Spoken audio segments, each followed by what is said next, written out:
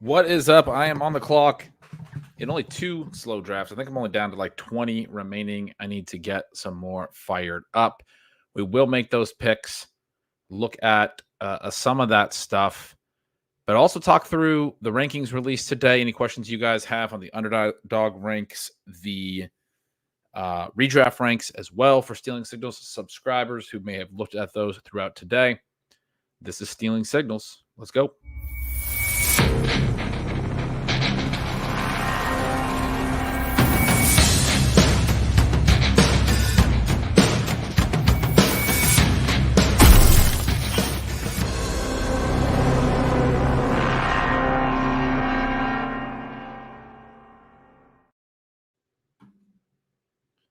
What's up? We got a good night in here. Welcome in, guys. Needed this on this Sunday. We'll try to be somewhat quick. We got the what is it? House of the Dragons finale coming up. Game of Thrones people out there. That's me. GN. I had kind of waited to get into that this year, but I've been watching it over the last week or two, getting caught up. Pretty excited about the finale there. That's in an hour and a half. So we'll get through some of this. Mark says rings look great. Question on your Huskies. Watching a couple games last season, their offensive scheme looked amazing. Makes me want to upgrade the Seattle offense and downgrade Dunze. Is that right? We could do a couple hours on that. I was on with Davis Maddock last week and gave him a whole case on why I want to get more into the Seattle stacks, and I'm getting pretty excited about it. Sean's been bugging me about the Husky background, about the offense, and kind of some of the questions he had got me around a little bit on. I mean, I don't know. It's always tough when you're a big fan. You don't want the bias to come in. I'm always really trying to check my bias at the door with this kind of stuff. And I want to try to give these guys as clean of and clear of an evaluation as I can. But obviously I'm rooting for all the Huskies. But I think I've been fair in talking through them since prospect season, the actual players. And, I have not been super high on Penix, for example, but one of the big reasons was the offensive scheme and how that elevated his play, how unique it was, how vertical it was. Described it before as if they missed on a deep shot, I'd sometimes be watching with friends and, sometimes at the game in the crowd and be like, man, you cannot miss that throw. You got a guy open downfield. You only get so many, impactful moments. You got to complete that pass. And the very next play, they'll have another guy open downfield and they'll hit the throw. And it's like, okay, well, I mean, for some teams, you can't miss that throw because the quarterback won't dial up another shot. But Huskies are like, oh, that's something to attack right now. We're going to go attack it again. And so Penix got a lot of, I think, praise for his downfield passing and his accuracy, and he threw a lot of really good balls, but he missed some throws too. That was the point I always made, was a lot of it was just the volume of opportunities he got to throw downfield in the system and the scheme and the way that they got guys open. And then there's a lot of it that got guys open underneath. I mean, people who diligently read the newsletter will remember a play I detailed when I was talking through some of the more developing, innovative, modern offensive concepts in a 2022 introduction to one of the weekly newsletters. I highlighted a play. This was one of the very first games of the DeBoer Ryan Grubb tenure at UW. They were only there for 2 years. We were at Michigan State, and I highlighted a play where they did a fake toss one way, turn back, and the line is blocking one way, and the linebackers start moving this way, turn back to a fake wide receiver screen that's set up on the other side, and the linebackers immediately go, oh, shit, we're going to go back that way. And they just split the middle of the field, but they were both fakes to just get – and the way that the linebackers just flowed with the run play first and then flowed out to the wide receiver screen, the actual pass was a tight end leak up the middle of the field. And Penix does a fake toss, turns and does a fake wide receiver bubble screen, and just passes it over the line, a wide open vacated middle of the field to Jack Westover. I don't think it went for a TD, but it went for a 45-yard gain or 35-yard gain from the 45 down to the 10 or something like that. I remember going back and watching that play. I remember describing it, and then I've seen that play in other spots. Sometimes it's been a fake bubble to both sides, but you just get the linebackers flowing to the boundaries, and then you end up leaking a tight end right up the middle of the field. But you do not just like a play action off like a fake toss, you do a double misdirection. Like, oh, now when I go to the second thing, I was faking this way and flowing my line this way. Now when I go to the wide receiver screen to the other side, you're like, oh, it was a fake. And then they overcorrect to the second one. Because like we're at a point in time where misdirection happens. Defenses are coached about this stuff, the play action stuff. The second movement, they're like, oh, I know what the actual play is. But it's the third movement that's the actual play. That's the kind of stuff that when I was writing about the Seahawks offense the other day. I feel like I wrote about this recently as well. Where did I write about it? Anyway, I know I was talking about it, that they do misdirection. They do a lot of motion, a lot of the multiple formations, a lot of different alignments. All of those things are sort of known to be kind of cheat codes for offensive efficiency in the modern era. That was a huge thing with Washington. And the thing about it was that, like, wherever I wrote about this recently, I was talking about, I think it was in that piece on Friday, I guess, where I just started writing a piece about,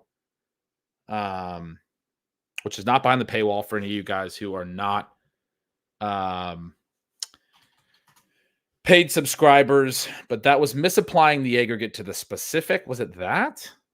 Why would I wrote about the Seahawks in that? No, I didn't write that. Legitimately can't remember where I wrote all this stuff. Anyway, it might have been like a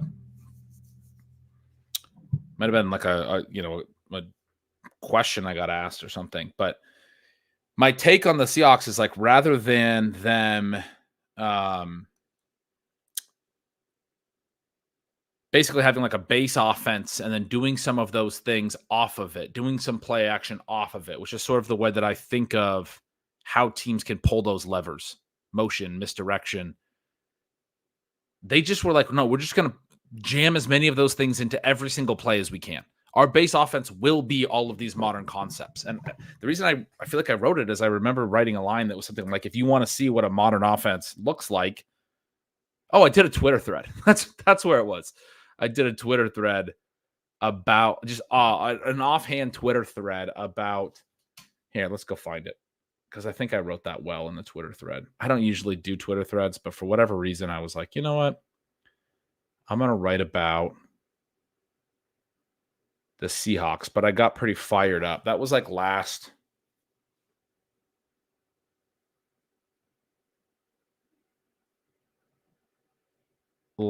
maybe Wednesday. Where am I? Now I can't even find it. Oh, here. All right. Present, share screen. We're going to pull up my freaking Twitter. Doug Farrar was tweeting, watching Washington's use of motion and route concepts in the deep passing game last season. They did a lot of this. This is obviously in the national championship. This is a play that unfortunately got called back for holding. I was at this game. What a depressing game. But I wrote, I have some reservations about how easy it will be to bring this stuff to the NFL level, but the upside of this offense is extremely clear. And the simple fact McDonald went after Grubb tells you a lot about what they want to be offensively. This is a big part of the point to me because Grubb, talked about this on Davis's show, tried to get the UW head coaching job after DeBoer went to Alabama, did not get it, was bummed, sent a message out, was like, I was really hoping to continue the mission and all that stuff. But, that's what happens. He didn't get the job. So he took the job at Alabama as the offensive coordinator to continue to work under DeBoer.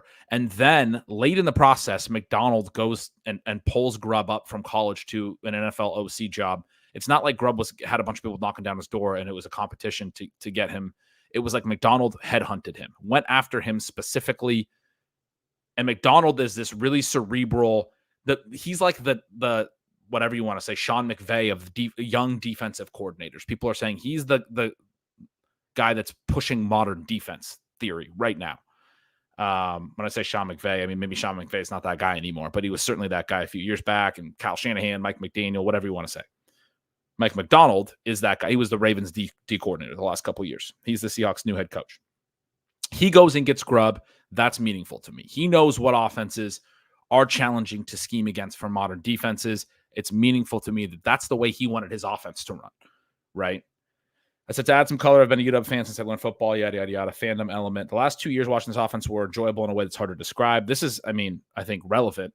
They did everything I'd want an offense to do as an informed fan. I loved it. I loved it from the very beginning. That's why I wrote about it I had never written about the Huskies in Stealing Signals. I wrote about it in Stealing Signals. A specific play design was like, my college team is doing this stuff and it's really cool. Like, again, like 3 games into their tenure, I was telling my friends about it constantly. I was like, we have the coolest coaching staff. You guys, this is awesome. The way that we're doing everything is so freaking cool. And obviously they went on to have a 2-loss season the first year and then go undefeated until the national championship the second year. And they go, whatever it was, like 25-3 over 2 years. And there's too good. And now this amazing coaching staff that I was so thrilled to have my team have gets, headhunted away. DeBoer gets hired by Alabama. What are you going to do? Alabama's the most national titles in the history of college football.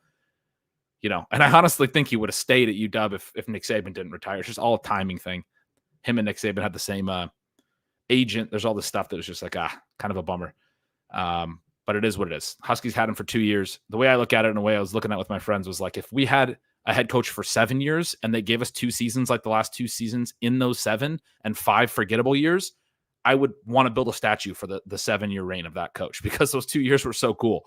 It's just a bummer that we only got the 2 years, but they were the coolest 2 years of being a Husky fan since I was a kid. But yeah, I wrote specifically those things were high use of motion, play action, misdirection, being multiple formational looks, vertical aggressiveness as a foundational element to set up higher success rates on shorter plays. They push the ball to set up the underneath stuff. That's the way you play offense now. It's not run to set up the pass. That's old. 4th down aggressiveness is another huge one. These 5 things are probably the 5 tenets to when I talk about modern offenses and innovative offenses. This is sort of the 5 things that I care about. People have argued all these things improve efficiency. What I loved about UW was they weren't just doing a little bit of each thing now and then. They were pushing the envelope of how much of this they could layer into every snap. They were playing, tempo would be the 6th one. They were playing with tempo. They're playing with misdirection. The way that they coordinated everything at the collegiate level to get everybody on, like, not have pre-snap penalties was so freaking fun. I just kept going, with this point, but I was saying, instead of, calling an occasional play action, they seem to do all of it on every play. This last note I just said, if you want to see more what an offense looks like when it doesn't really care about old rules and is trying to be as fresh and new as possible, go watch the 2022 and 2023 Huskies. Also probably Bama this year because Kalen DeBoer is over at Bama. That's the one concern I have is like, what if Grubb and DeBoer aren't sorry,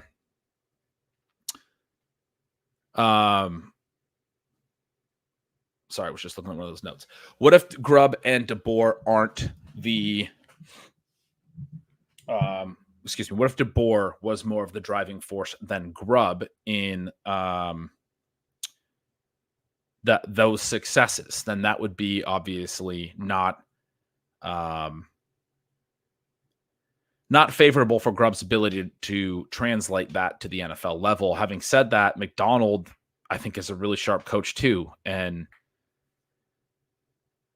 I don't know, man. I'm getting around to where I'm getting pretty optimistic. One of the things about Geno, when you see the stats that you're like, oh wow, Geno Smith's actually surprisingly good in that stat. It's almost always accuracy stats. The reason that he doesn't necessarily do well sometimes is people talk about maybe he can't get off his first read as quickly, the processing, the development of the play, stuff like that.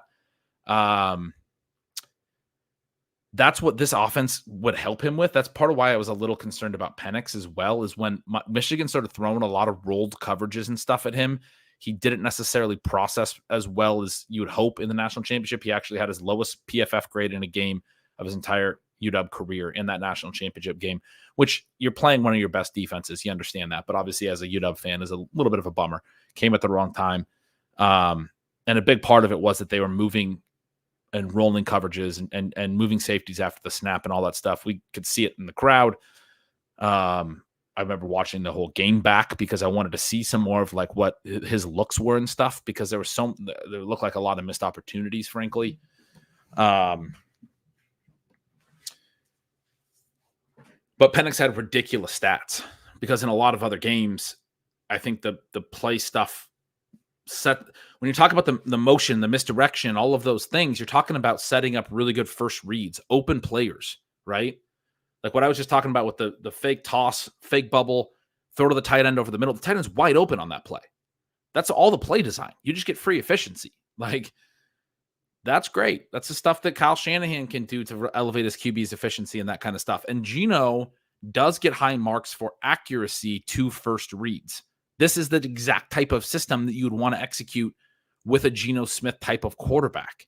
And so, in terms of this question, I'm upgrading the Seahawks offense. The more and more I think about it, the more and more I'm like, dude, I want to be in on this team. When I was with Davis, I ended up taking a DK Metcalf with him in the third. We added JSN and Kenneth Walker, and then we got Geno. We had a 4-man Seattle big stack, right?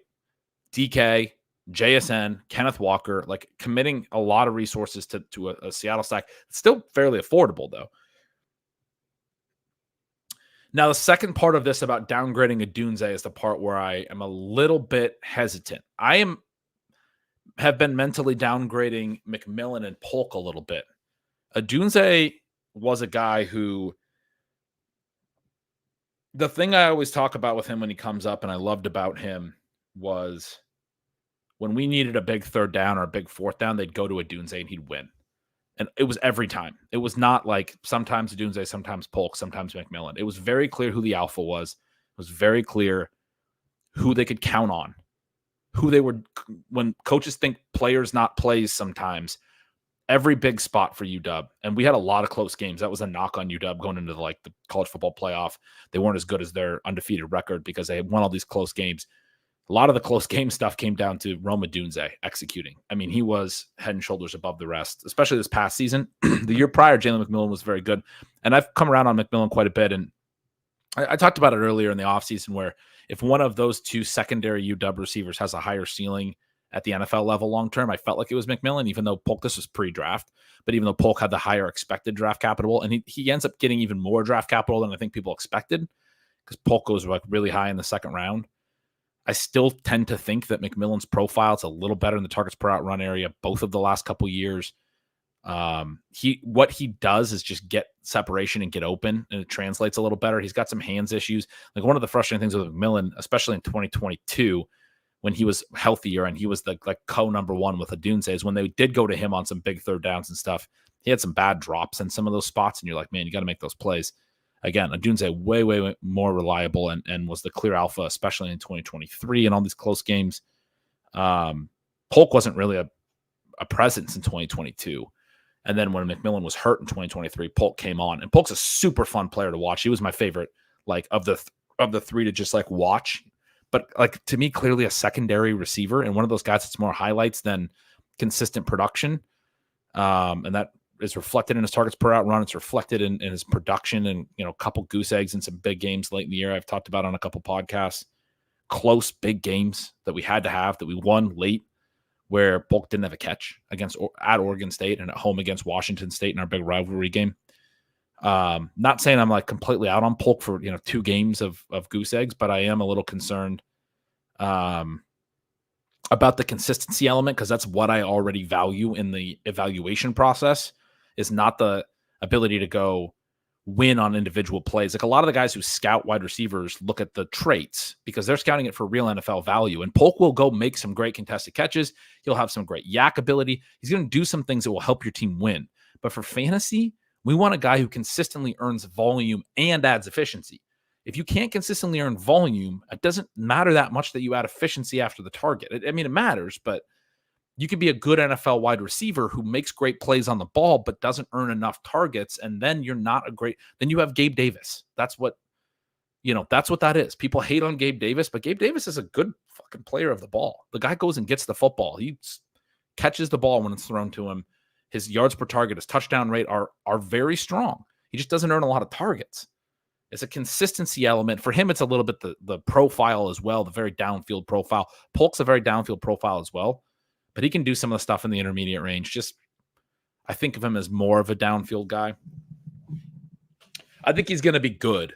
I like him a lot. Again, I think the skill's there for him. It's just a matter of is he going to be a long-term impactful fantasy player? That's tricky. But again, Odunze is the one where I've heard this brought up, this idea that like because of Washington's offense was so good that we should downgrade Odunze. And I personally, again, it's hard to decouple the bias and all of that, but I personally am not downgrading Odunze. It's one of those things where on the money downs and in the big spots, the way that he consistently won, I just think that stuff's relevant.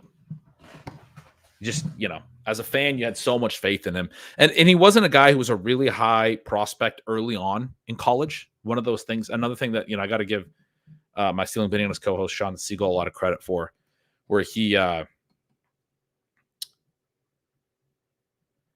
always talks about the longer view of these prospects and like where they came in college. One of the reasons he was really high on Xavier Worthy early was Xavier Worthy was like the second wide receiver in his class coming out of high school. And then developed well. Well, people realize that like Worthy was always expected to be a high NFL draft pick, not just like a late bloomer. Odunze is a little more of a late bloomer in that regard, but it was a consistent development. And the guy's like the hardest worker. All the reports on him are incredibly valuable. And then he crushed the combine. Like he's got the athleticism. It's not like he's just, all grit and no substance. Like he's, for a guy his size, incredibly athletic, incredibly smooth. You go look at like Matt Harmon's reception perception. He was green in every route and all that stuff where, not a lot of receivers have done that kind of a thing in his charting. And that reflects what I saw. It's like Odunze's really good at football. Like I would have a hard time being out on him. One of the things that, if you go back to Rotoviz's work on Justin Jefferson, specifically Blair Andrews had a piece on Justin Jefferson, the prospect, and was like, he checks all the boxes, but he like didn't excel at any of them necessarily. One of the knocks on Jefferson, and one of the reasons he was not considered the very top receiver in his class, was Chase had outproduced him as a younger player at LSU, and then Jefferson was the first one to go pro. But he checked out every box you wanted to check. When he was in college, he played inside for one season, outside for one season, great efficiency and production in both the slot and outside, and showed the ability to move around. There's all these reasons that Justin Jefferson, was plausible he could go on to be an absolute star. He had huge raw numbers in the Joe Burrow season, his final season. But Chase had even bigger raw numbers. So when you look at it as like a market share, it wasn't as great. But this idea that like by having no flaws in his profile, no real red flags, he became such a better profile is something that I've considered with Odunze. I do think the pushback would be that Odunze does have some production flaws because he was as good as he was as a senior. He stayed 4 years. He wasn't an early declare. He wasn't really even dominant until his junior year. One of the pushbacks there is like the Huskies only played 4 games in the pandemic year. We had a really bad coach before DeBoer and Grubb came along, like a really horrible offense. This is part of the reason I was so excited about the DeBoer offense. We didn't know a lot about him coming out of Fresno State. He'd only been at Fresno State for a couple of years after being the coach at, like, I think it was South Dakota or South Dakota State. I think it was just South Dakota. No, Sioux Falls. I think he was the coach at Sioux Falls for a while, DeBoer. And then he got the Fresno State job for one full season. And then the pandemic year, he was there for, 1.5 seasons basically. And then the Huskies hired him. Our coach prior to that was Jimmy Lake. And I can't remember who the offensive coordinator was. It was John Donovan, I think his name was. That offense was so old school. I was constantly doing the opposite, telling my friends that it was horrible. They were running the offense like it was 2005. Running, run, pass, up the middle on 1st and 10 every time. Very pro style, under center, not doing any shotgun, no misdirection, no play action, nothing. So it just was a very non-functional offense. The Huskies stats were not good. And then DeBoer came, and suddenly it just was the complete opposite end of the spectrum. Those are excuses to, defend Odunze's lack of early production, but I do fully expect him to be a good long-term NFL player. He's not a guy that I would downgrade. Some more GNs from right after I started, but I did go 20 minutes on this question because it was a hell of a question. How does the Dragon Show compare to what is it? House of the Dragons compared to the OG Game of Thrones? I think it compares pretty favorably. I really liked the old Game of Thrones, which is why I gave this one a chance. This one, it's not The one of the coolest things about the original Game of Thrones was how how much different stuff was happening in so many different parts of the world that they created, and there's all these concurrent storylines all over the place, and you're like, I can't keep track of it all. Oh yeah, there's that thing going on. A little bit harder with House of the Dragons, but there is that element to a degree. But I mean, it's just not quite as wide of a world where there's most of it is still pretty enclosed in a small space and like one or two main storylines with the new one. But I mean, it's pretty sick. I've really enjoyed it. Garrett Wilson hype talk got you excited. That was on ship chasing. He's just open every play. He definitely is.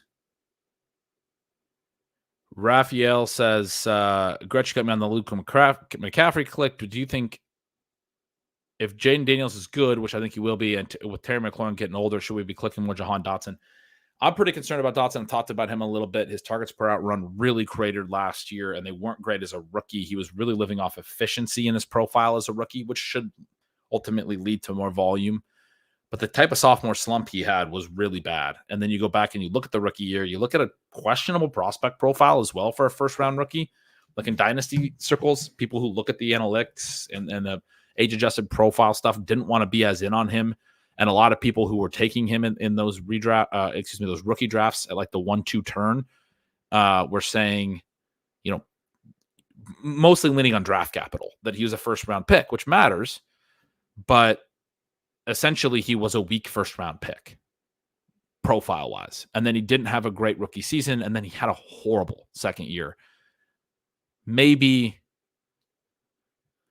he has a bounce-back third season, but I'm pretty concerned about Jahan Dotson. I've said this a couple different times when I've been asked about him. The third-year receiver that's like a rebound profile that I think people should be betting on is Treylon Burks, who goes undrafted. Now, he doesn't have routes, and Jahan Dotson looks like he's going to have routes, and that's very meaningful. Like, Dotson can give you a floor of production with his routes, and Burks could be a total zero. Although now that DeAndre Hopkins got hurt, like, Burks does have, an August opportunity. But Burks' profile looks a lot more like there could be a rebound, because last year he was just sort of pigeonholed into a deep threat role and didn't play a lot and was banged up. Dotson played a lot and was bad. I mean, it's a little bit of a different thing. Burks' rookie season also was better than Dotson's on a per route basis, and his profile in college was meaningfully better. So that's where, like, to me, Dotson belongs like in the Treylon Burks sort of like, we should be this out on a player, and the community is very out on Burks. And yet they're like taking Dotson in like round 13. He should be going in like legitimately like closer to round 18. So I don't take a lot of, I have taken some Dotson, but I don't take a lot of them in stacks purely because of the Jaden Daniels point. Sam says loves the Garrett Wilson heat, thinks people forgetting the level of prospect he was, considered significantly better than Olave, Drake London. Jameson, I don't know if he was considered significantly better than London. I remember him being sort of in the same tier, but yeah, I mean, he was a very, very high-end prospect who's been incredibly good for multiple years. When I went through my projections, when I looked at the Jets team expectations in the market, their team win total is really high. If people are that out on Rodgers in the fantasy community and the Jets, I suggest you go get some money down on their win total under. Like, if you really think that I'm way over my skis on ranking Garrett Wilson where I have him, then the Jets are going to be worse than, I think they're a 9.5 win team. Like, you can just get an 8-9 record. Let me go look at it. 8-9 record. I think they're right at the, or no, excuse me, a 9-8 record, I think, goes under. I'm going to go find that, though, because I don't know that for sure. Football. NFL odds, my God. Futures.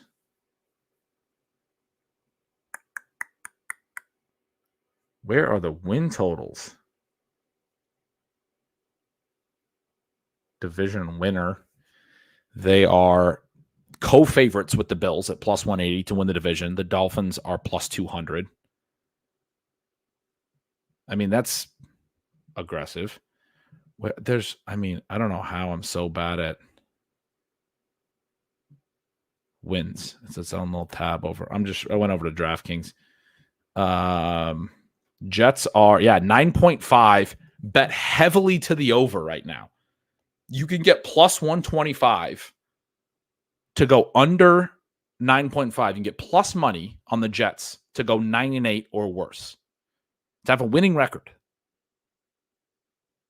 Again, I think the fantasy community is sleeping on the Jets.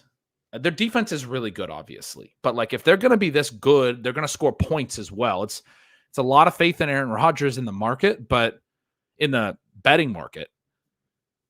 But I think less faith in Aaron Rodgers in the fantasy community. I think a lot of people are like, well, can we really trust that, things are going to go favorably for the Jets? And like, again, my recommendation, if you're really out on that, because I do my projections and stuff based on the market-based factors, and teams like the Vikings, we had a big conversation about Garrett Wilson versus Justin Jefferson.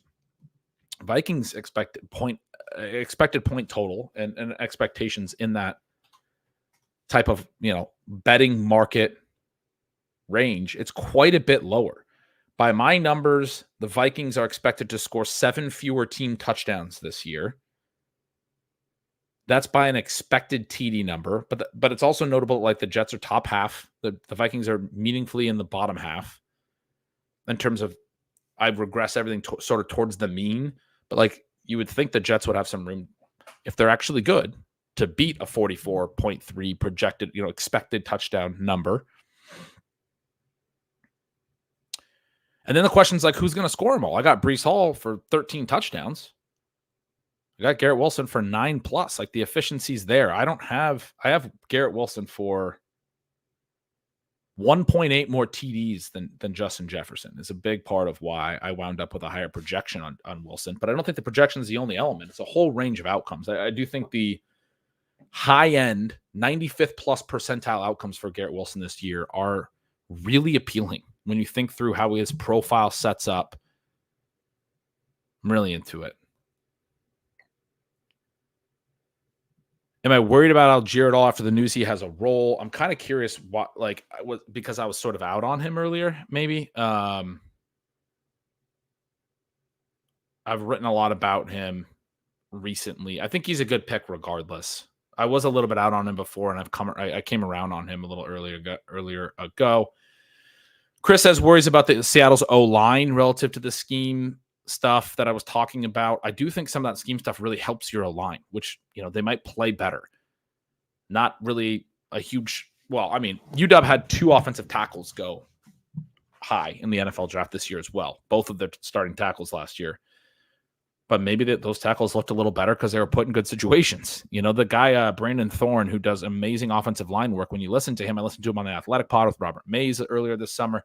He does talk about how when he rates his offensive lines, he thinks about like the play calling and like whether the offense sets the offensive line up to be successful is going to impact like whether they come out as successful. Like whatever, you can say it however you want. You can say that means that those offensive lines are overrated, but he just looks at it in terms of like production. Like, are you going to keep your quarterback clean and all that stuff? And so it's a kind of a boost for him when there's these schemes that actually make it easier on the offensive linemen to do their jobs. So maybe the Seattle line's a worry. Maybe they're able to hide that a little bit. How much money is Will Shipley going to win people this year? That's more of a Sean take than mine. I'm not super into him. Johnny Footballs doesn't see Komet putting up the numbers he did last year. I am a little bit onto Komet as more of a contingency play. I think he had a little bit of a breakout last year that people don't really realize is essentially the big part of that. Eye on the Dark says, how often are you planning to update rankings? Are your rankings independent of ADP? They are more or less independent of ADP, but not entirely. I talked through it all in today's post. If you're a newsletter subscriber, if you're not and you're thinking about subscribing, you can go to bengretch.substack.com and always get access to the old posts. So you can go read that, as you subscribe. But I plan to update them essentially daily as news dictates.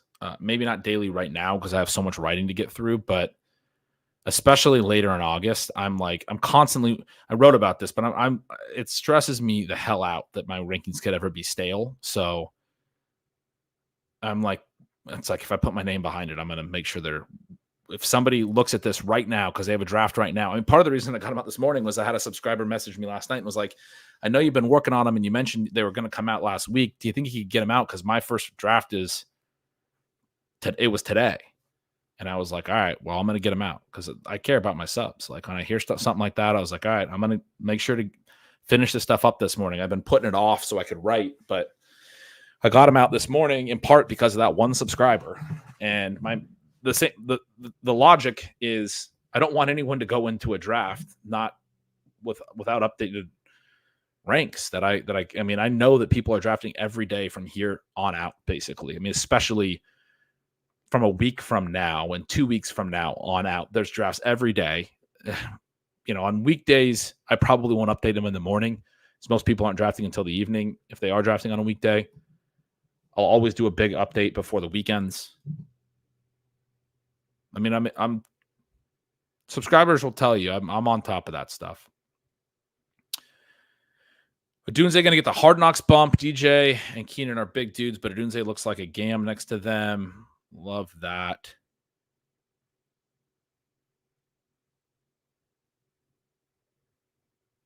I mean, I don't necessarily love it for the price we're going to get on Adunze, but Jedi Football says he started Game of Thrones over again the other night because of how much he was left wanting. So apparently House of the Dragon's not doing it for him. I'm not like the best one to ask. I'm easily entertained. I'm just like, oh, cool, dragons.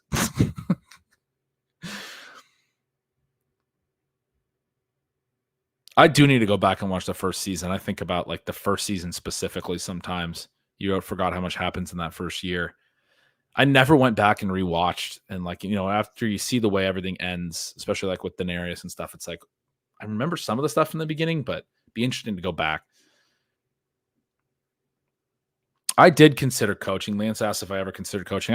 There was a period in time where I was like, before I started doing fantasy stuff, I was like, man, I would like my dream job was not to be a head coach, but it was to be like an OC.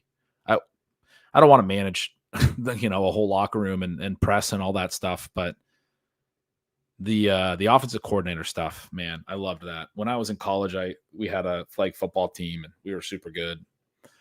And I'd like designed all the stuff and played quarterback, and it was a blast. We just outsmarted teams, man. We just got guys wide open. It was awesome. I didn't have to I don't have like a cannon arm or anything, but I don't know. I always felt like we just kind of outsmarted teams. Rankings are available. BenGretch.substack.com. The link is in the post that went out this morning. It says rankings release. You have to subscribe to get access to the link.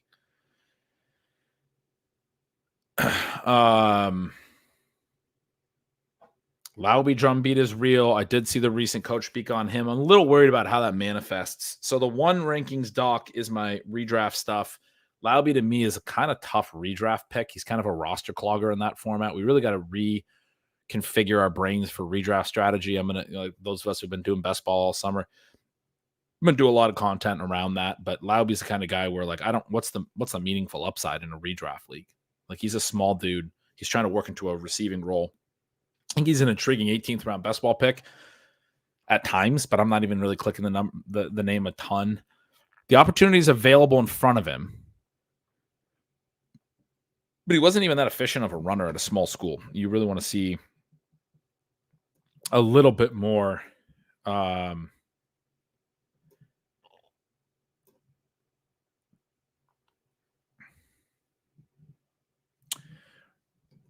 Raphael says, I want to hear thoughts on James Conner. Started to click him a lot. Benson is the clear number 2, which is why I asked. I have Conner ranked pretty aggressively. He is still old and has not played a full season, maybe ever, maybe his first year. Almost always misses like 3 games. I do think if he were to, I think it's possible he could play a full season. And if he were to play a full season, he'd be an absolute smash. I think the market is baking in that he's going to miss like 3 games, basically. And I mean, I don't love betting on guys near an age cliff and everything, but he's a 5 yards per carry guy last year who sets a career high in that stat and a career high in rushing yards. I think this new offense is a good fit for him. I'm in on like James Conner actually being one of these like late dead zone, just like boring veteran running backs that are values that are available in 2024 that weren't in 2020 or in 2015, 10 years ago. Mostly that's true in best ball. I think in redraft, he will go in like the 6th round in most leagues. And I don't think I'll be in at those costs typically.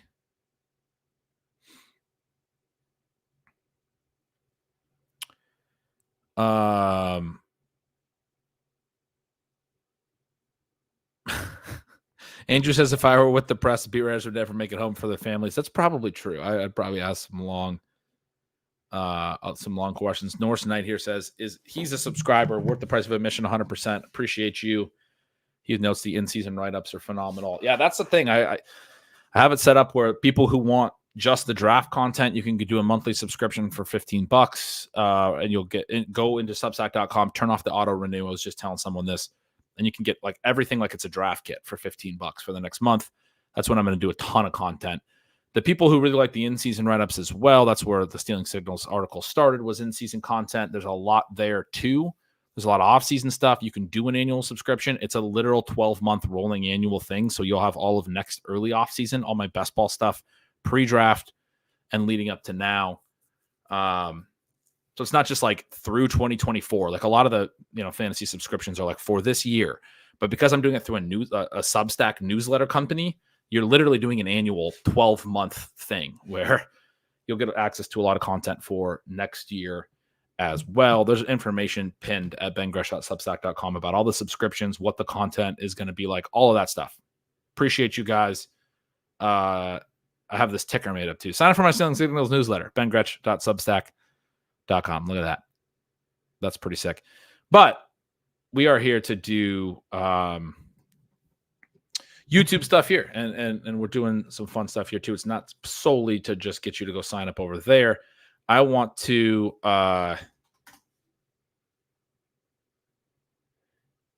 I was hoping to do let's jump into I'm on the clock now in 4 leagues because I've gone 42 minutes and not made a pick, which is what's new. I was hoping to do a fast draft tonight. My buddy Jacob Sanderson was going to pop on.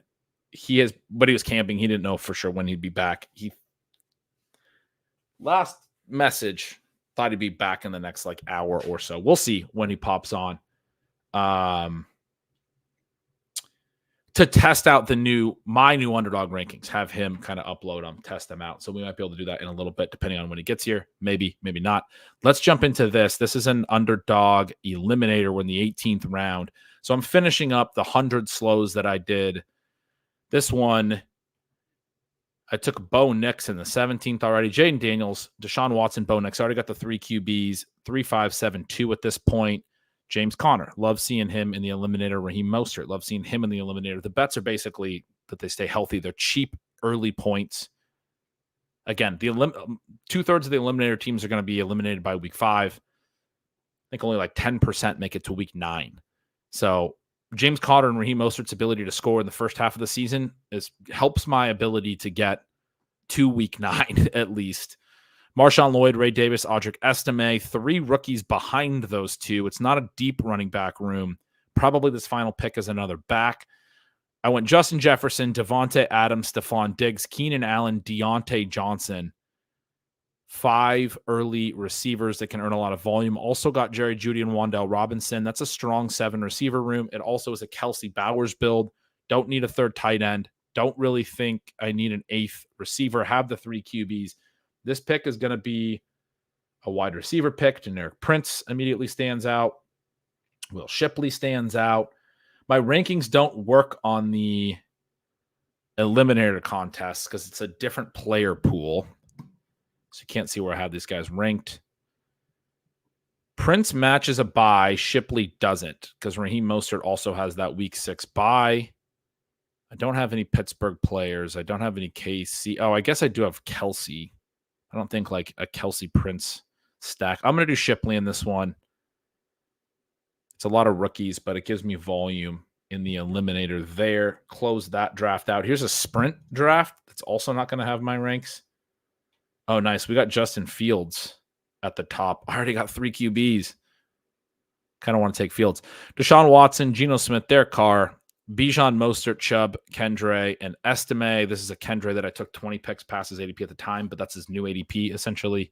I do think at about 175, he makes sense. Waddle, Diggs, Keenan, JSN, Addison, Judy, and Downs. That's a fun one.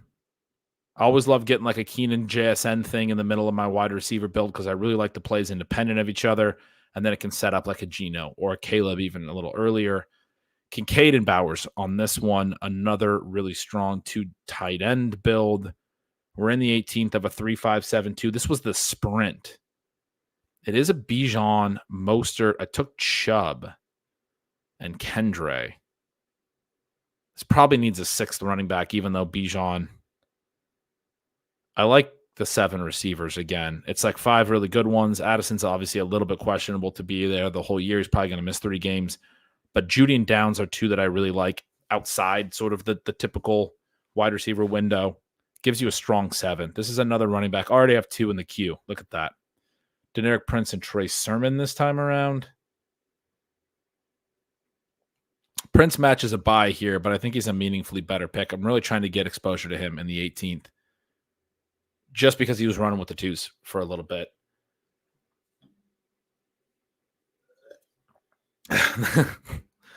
We're on Jacob watch. Jacob's posting on Twitter.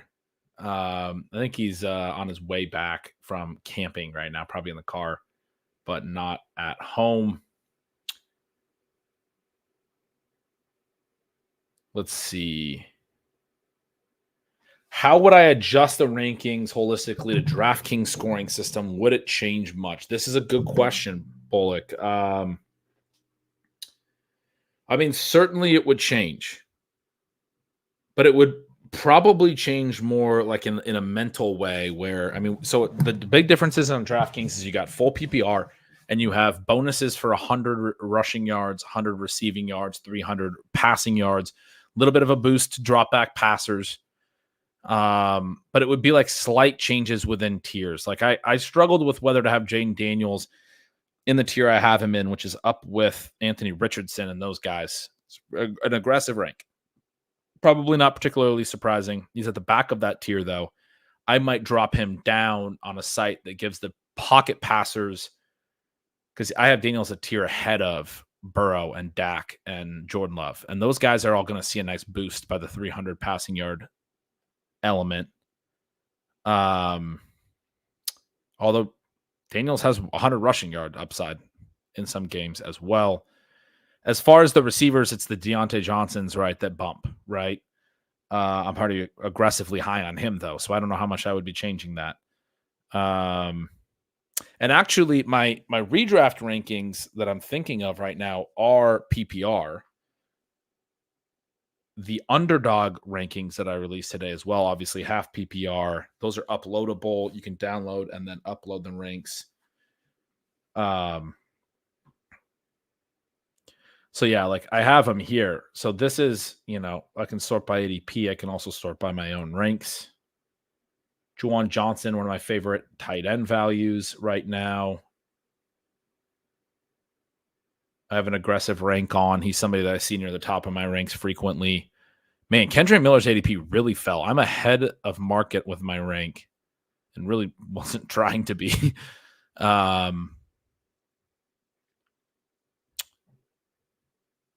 I guess the answer to this is that it wouldn't change much.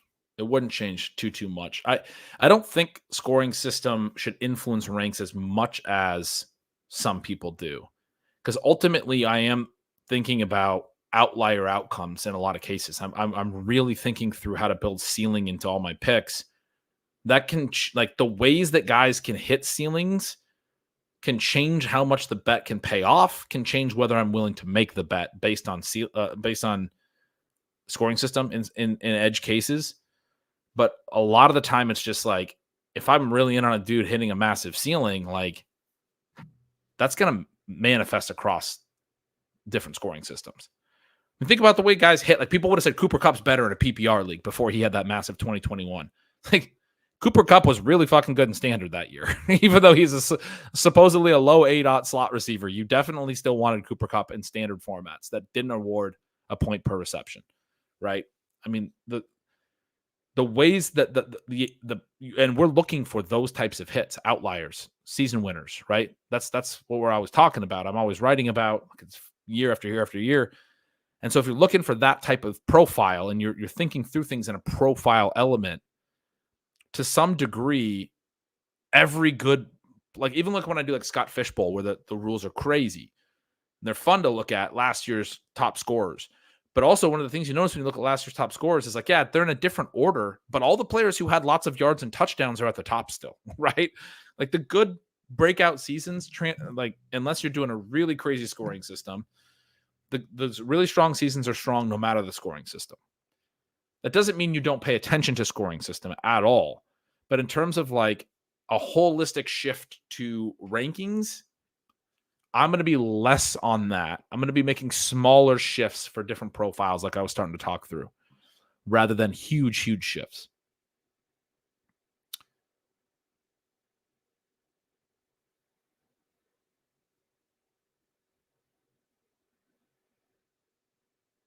North Knight says, Ben, I originally found you based on your Superflex work. In regards to that format, would you almost always go QB in rounds 1 and 2, or you maybe try to go QB, wide receiver, QB? Definitely willing to try the second. It's very dependent on your league. It's very dependent on the situation. But I'm definitely comfortable shooting for a big wide receiver in the early rounds. The biggest rule for me that's sort of transferable in Superflex across formats is 0 RB plays up in Superflex. You don't need, I mean, because the quarterback opportunity cost is so much higher too, you just don't need to commit to any early capital at running back. It gives you another position that it's very viable to commit early capital to. And so it's either, wide receiver or an elite tight end in most other formats, or you go to running back. In this format, it's like QB or wide receiver or elite tight end. And now running back's like the last priority.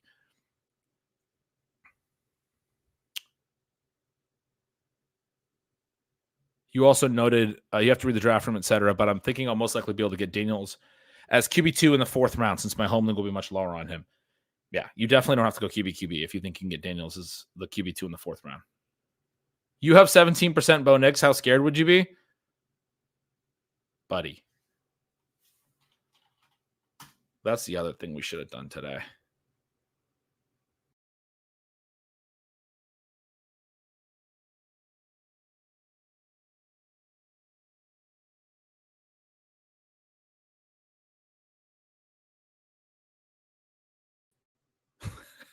I changed the wrong tab.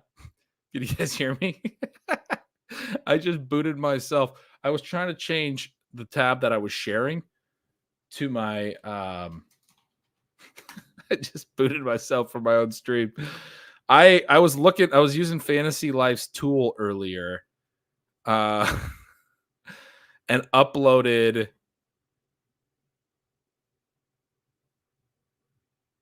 my data. This is all my drafts. Bo Nix is my highest drafted QB at 25%. So if you're scared, I'm scared. This was just like, I haven't got all my finished drafts in. And look, I'm going to wind up with higher exposures than I should and than I maybe want to. It's a lot easier for other people who aren't doing 100 drafts at once and don't know their exposures until the end of those 100 drafts to know where they're at and be able to manage that throughout time.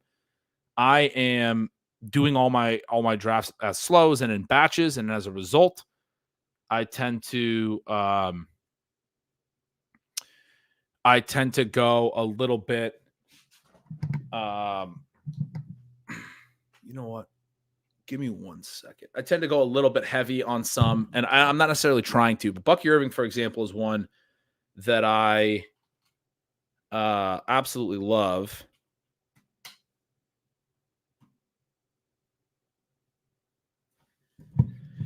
I love the cost, and I think it's kind of crazy that he's going as late as he is. I got asked about Rashee Rice and what I'm doing with his price. I'm okay taking him at the higher price. I don't worry. Another thing I don't worry as much about is that idea of like people are going to have him at an ADP of 80 and I got to pay an ADP of 58. Like that's not,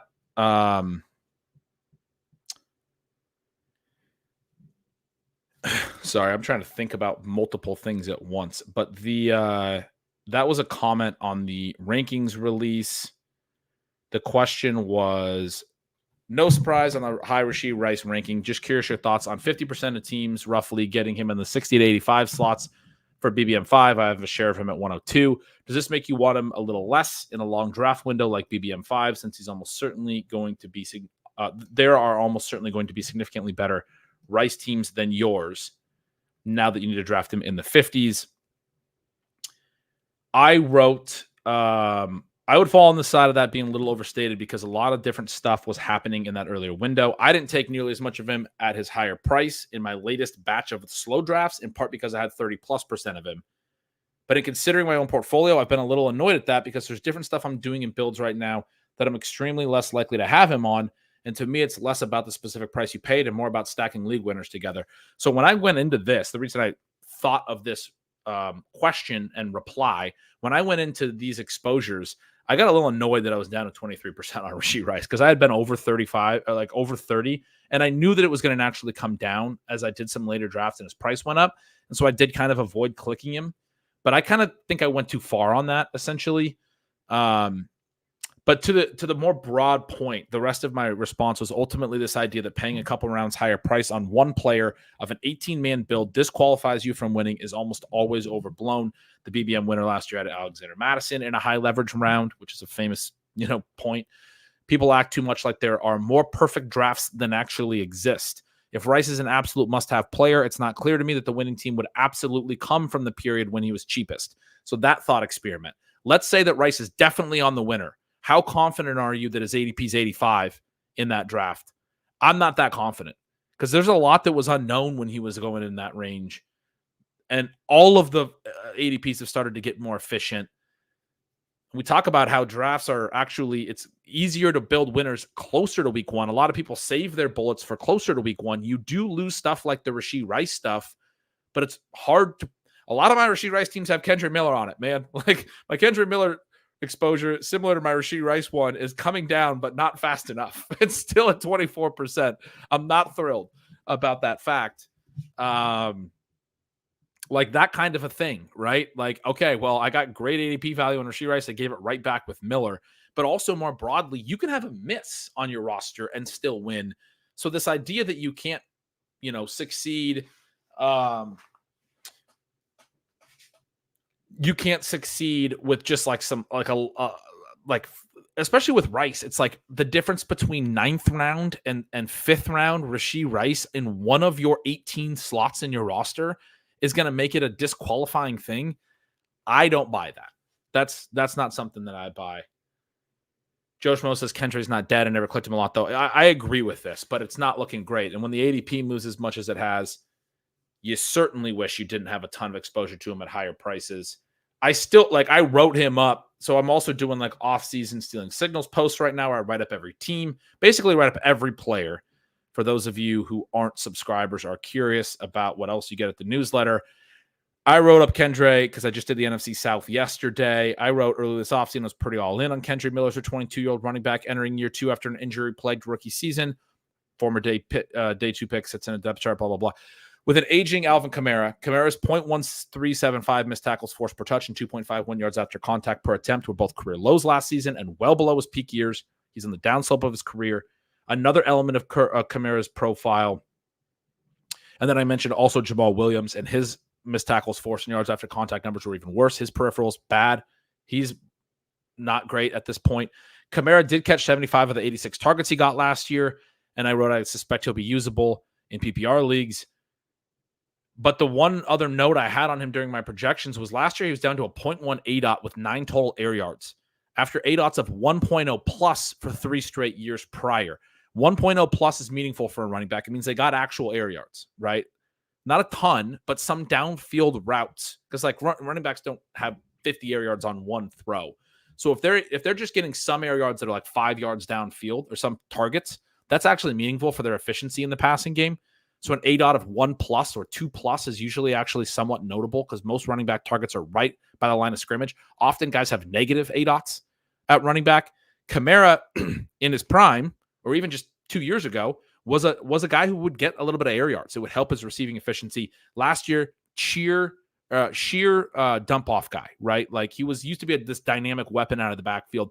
Last year, he was a dump off merchant. That's where all that volume came from. His negative 99 rush yards over expected from NFL's next gen stats were fourth worst in the NFL, while Jamal Williams was one of 3 worst running backs at negative 102.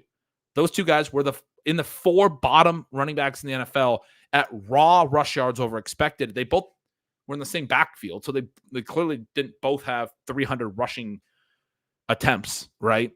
But they were able to rack up a massive number of negative rush yards over expected. That situation still exists for Kendre Miller, but if he's just not good enough, and if the coach is like mad at him, it ain't great. But these are the reasons I was so heavily in on Kendre Miller. I'm defending my bags right now. Brady says he just saw Fields go in the 13th.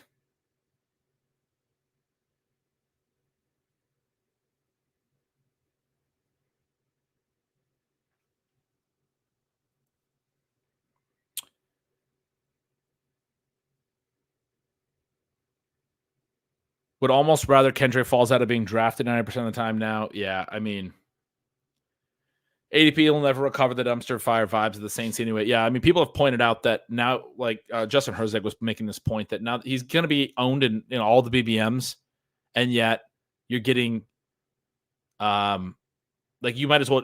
He was basically arguing you might as well just take a different flyer that wasn't drafted in a lot of other BBMs that has risen to the same range as Kendre Miller, because like just getting an ADP value isn't probably enough. Like you could get Deneric Prince instead of Kendre Miller, and at least Deneric Prince has this element where he's not drafted in a lot of leagues. So if he becomes a league winner, like that's a pretty big benefit. You're one of the fewer teams that actually has him. Let's go make a pick. 3-5-7-1. This is a Jaden Daniels team that I don't have. I must not even have stacked yet because I have Ben Sinnott at the top of the queue. I haven't been taking a ton of Sinnott, but on this team, it certainly makes a lot of sense. I don't have a receiver yet for Jaden Daniels. Let's jump to got 2 more drafts. I've been spinning the wheel. Let's do a wheel of names thing because I'm like in the ranting mood. It seems like right now. If we are going to get a draft in, we should get this done first. Obviously, remember when I click this, you're not going to be able to hear me anymore. I was hoping to get through all of these teams this offseason. We're halfway through. I don't know if we're going to finish, but let's spin right now.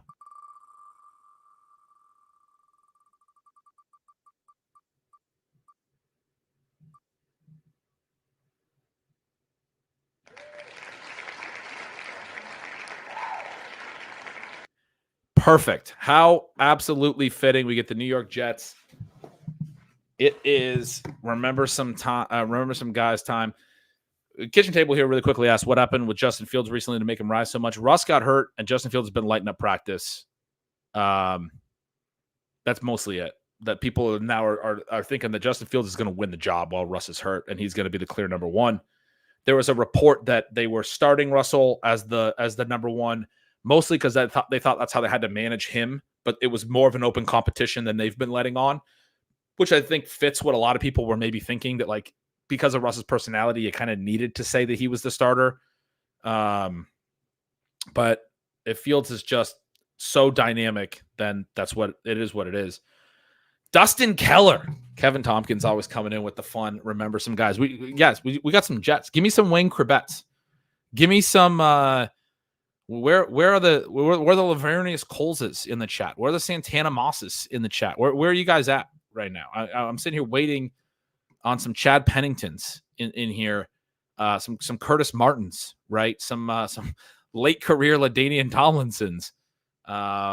We got some Sean Greens in here from Andrew Mackens. We'll take University of Iowa's Sean Green in the chat.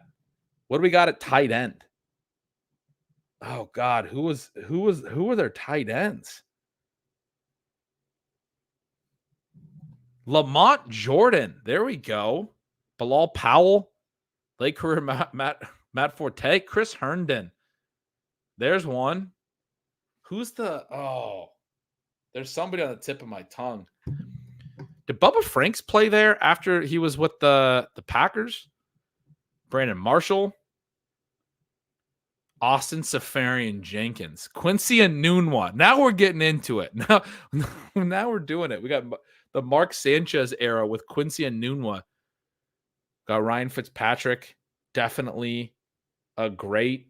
This is going to be one of the ones that'd be fun to look at the franchise encyclopedia because the team leader like every year is going to be different, I bet. Sometimes we click on this, there's these big eras, but for the Jets, you had Testaverde, you had Pennington, the one Favre year, Sanchez, Geno, a couple Fitzpatrick years, McCown, Darnold, Zach Wilson. Nobody has been their leading passer for more than like 3 years consecutive. I guess Sanchez got it for 4. You got Sean Green in here, LT, Thomas Jones, Chris Ivory, Bilal Powell. We mentioned Isaiah Crowell's in here, Le'Veon Bell, Frank Gore, Michael Carter. Look at this. From 2015 to 2022, a different lead rusher every season. Goes Ivory, Forte, Powell, Crowell, Bell, Gore, Carter, and then Brees. Receivers are bouncing around. You got Robbie Chosen in here, Jamison Crowder, Elijah Moore, got Eric Decker and Brandon Marshall, Jeremy Curley. Look at that name. Jericho Cotchery. Look at that name. Dylan Strauss has got Lavernius Coles and Santana Moss, I think, once traded for each other. Al Toon, that's a throwback. Runs a landscaping company in Madison, Wisconsin. The more you know. Wayne Krebet, Devin Smith. William mentions this podcast clip of Brandon Jacobs saying he did a line of coke in high school is hilarious. I mean, Brandon Jacobs played for the Giants, but whatever. We're remembering some guys.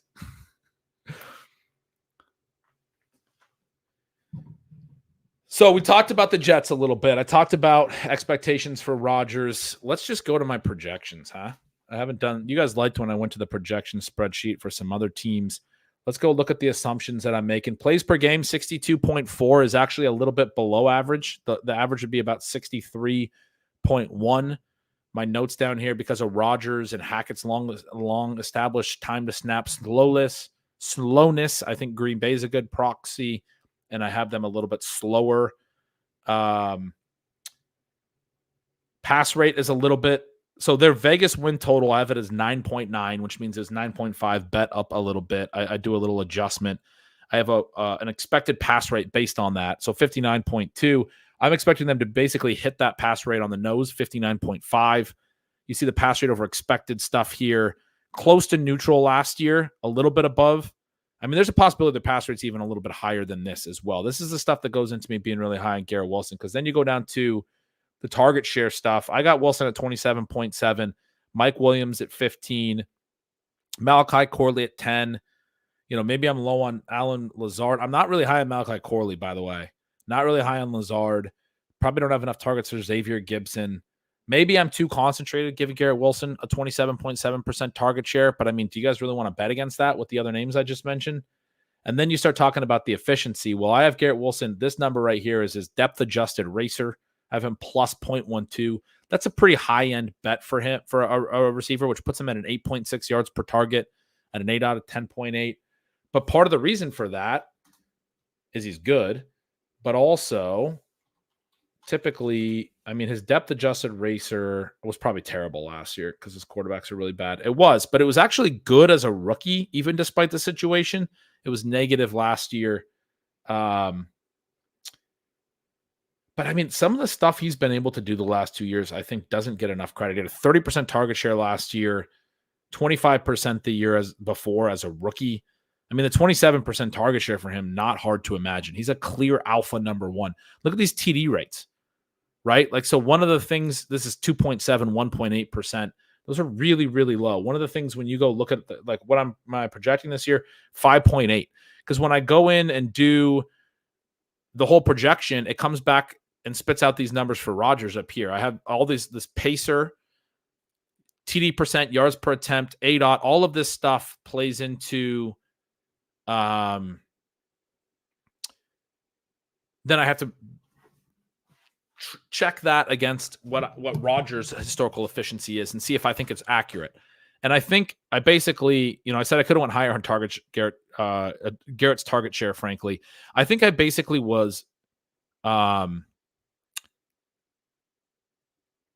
little bit light on where Rodgers could be, and then I had to boost it up a little, also to get in line with this TD check tab I have, where these are from my projections. This is the total implied team totals from some tweets that Connor Allen from 444 sent out. This is my projected versus expected TD. So I'm projecting the Jets to be slightly better than their expected TD, which is based on a formula that's based on their implied team totals. But I have every single team, you'll note, between plus or minus a half a touchdown from their market expectation based on look-ahead lines. And so again, the Jets are expected to score points is the driving factor here. The other huge name that's gonna, who's gonna score the touchdowns? It's gonna be Breece Hall and Garrett Wilson. Honestly, Rodgers, number one wide receivers, have consistently had really high TD rates throughout his career because he does stuff in the red zone that seems to get the ball to them intentionally. A lot of timing stuff, a lot of first read type stuff. I expect that to continue. I don't see a big reason why suddenly Tyler Conklin would have a huge TD rate or something like that.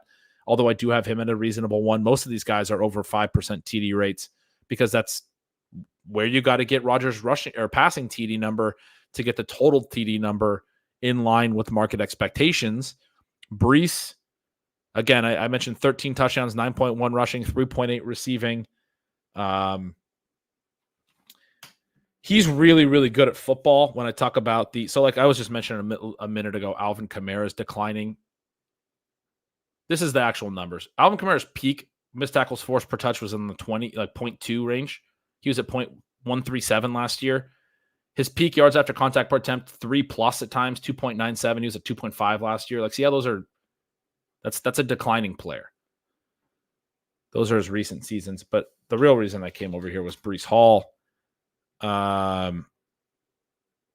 These numbers are going to be different for every type of player and stuff, but you can see Breece Hall compared to the numbers I just showed you. His yards after contact per attempt as a rookie were 4.1. Last year, they were 3.4. His missed tackles forced per touch, close to 2.25. Basically peak Kamara and then some. Both of his first 2 years of his career. One of those years was coming back from a torn ACL. When he was a rookie.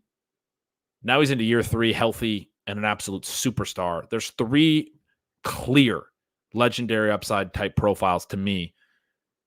And they're the top 3 that go in drafts. Christian McCaffrey, Bijan, and Breece Hall. And I have a big tier break in my rankings after those 3. I think it's a significant drop-off to every other running back. There's other really intriguing profiles. Jahmyr Gibbs is still a very fine pick, etc. But man, get me my Breece Hall exposure, get me my Bijan Robinson exposure, get me my Christian McCaffrey, and get me some Garrett Wilson as well. Very into the Jets. That's about all I have on them. Leon Washington. There we go. Yeah, I don't take a lot of other Jets. The other name I'll mention is Mike Williams. I guess I can do a couple minutes on Mike Williams. I mean, he is coming back, but from an injury. But let's go to the yards per out run profile sheet. I mean, last year he only ran 107 routes, but his yards per out run was actually a career high. Earned volume at a good rate for his high ADOT. This weighted targets per out run of 0.63 is really good. But the consistency in here in the 0.5 range throughout his whole career, high ADOTs, solid targets per out run, not great. And he's always been efficient. The yards per target's there. And so you look at his yards per out run, 1.9 plus in 4 of the last 5 years. At its lowest, it's 1.5 to 1.7. Those are really good numbers. And they got Rashid Shaheed down here. People think he's an efficiency superstar. He is good, but he was a 1.67 yards per hour run guy last year when he got his routes up. When he was a low route guy, he was even higher. I think Shaheed's a little overrated. He goes a lot higher than Mike Williams. He's healthy. He's got more room for targets. He's younger. I don't know if I ranked him ahead. I assume I did. But I think Mike Williams gets a little bit of a bad rap. I think back-weighted production type thing. I know everyone's the Michael Gallup injury. He's going to come off the Michael Gallup injury. Let's talk about that for a minute. because this is a really bad pattern matching by the market. Michael Gallup had the 2.16 yards per route run season in 2019 where he was good, and then he was bad in 2020. And then he was bad in 2021 until he got hurt.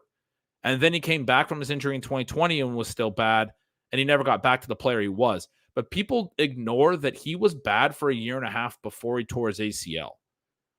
Michael Gallup had lost something in 2020 and 2021.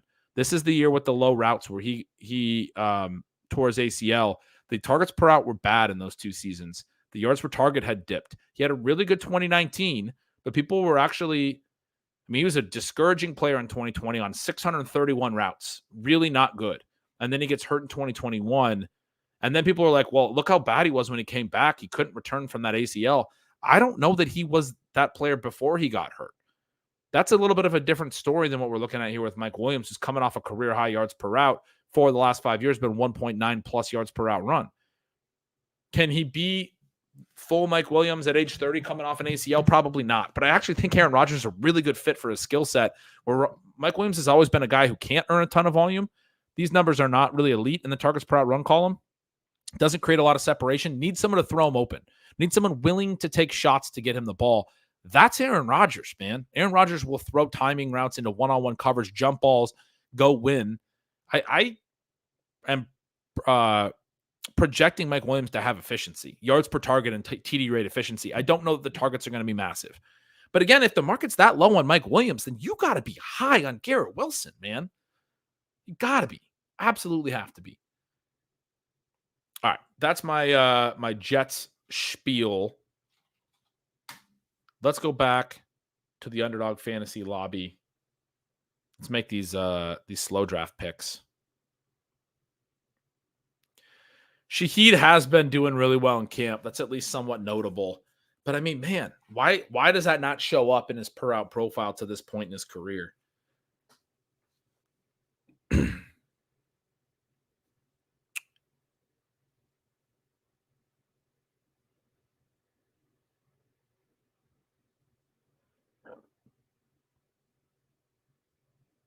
I'm trying to figure out historical anomalies in the chat saying UW's mostly been a running school and then naming a bunch of Wisconsin players that,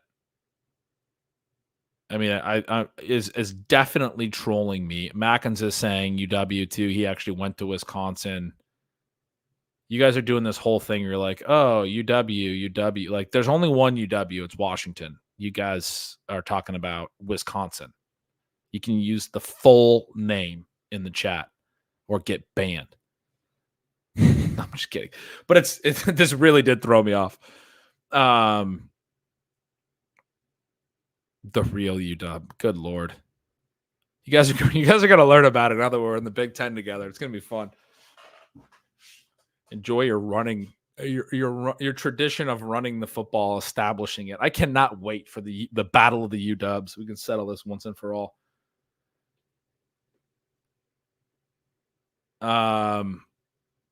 All right, let's make some picks. I took Wandell here. Have Jahan Dotson starred. What is this? 3-4-7-1. Yeah, I mean, this is fairly straightforward for me. Even though it's a reach on Jahan, but by the time we get to this point, I mean, I could add Troy Franklin. I already got 3 QBs. Kendre Miller's the best running back, who I already showed you guys. I'm trying to get that exposure down. This team needs some running backs, but I'm not like, I don't mind the very late running backs. Like, this is all one tier to me. Juwan Johnson is a clearly mispriced tight end by a lot. So I just take him there, and that's a really nice 2 tight end build to me. I had him in the queue there, and I wouldn't want to push him all the way back to the 17-18 turn, because to me, any other tight end pick in the late rounds is not, it's not just one tier we're talking about. It's probably 2 tiers. Juwan Johnson belongs in a group with like Cole Kmet. That's where Juwan Johnson should be getting drafted. All right, the Eliminator. 15-10, 2-4-7-1 here. I also have Juwan Johnson in the queue, but this is only the 15-16 turn. Certainly can at least keep Johnson out there till 1603. I have not taken any Pearsall. He's top by ADP, and Ayuk is on this team. But the trade talks are seriously heating up, although I already have 7 receivers. This team with 4 picks to go. It's a Mahomes Stroud. I went aggressive here, but I got Mahomes 9 picks behind ADP and Stroud 12. I have them. I have Tank and I have Kelsey, so I had them both available to be stacked and got them at big discounts. So I was like, screw it, I'm gonna take them both. Running back room didn't really suffer that much. I've been taking a lot of J.K. Dobbins, the eliminator. I don't love it, obviously, because he's not a super healthy guy, but another one where like the volume's going to be there, and if he just stays healthy, we're in a great spot.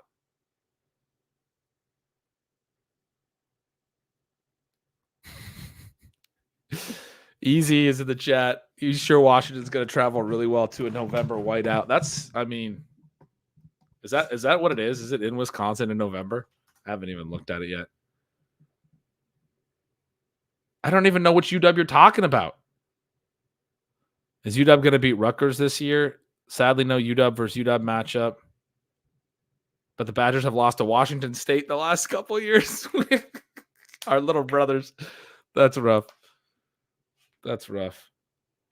Oh, the Penn State game. A few of my buddies are going to the Penn State game. That's going to be I thought about trying to make it fit. The travel in and out of Happy Valley seems, or State College or whatever it is, was actually a lot tougher than I thought it would be. And I was not going to be able to get back and like do Stealing Signals the next week. It's going to be stuck in the East Coast for a few days. I thought about like maybe I could do a week off from Stealing Signals. It seems like that's going to be really fun for a few of my college buddies that are going to it. One of my good buddies, college buddies, his brother went to Penn State. So there was always this, you know, if we ever get to play Penn State or whatever, he kind of followed Penn State. And so now that we're in the Big Ten, you know, their whole family is going to go. So that's pretty cool. And some of my other friends are making the trip.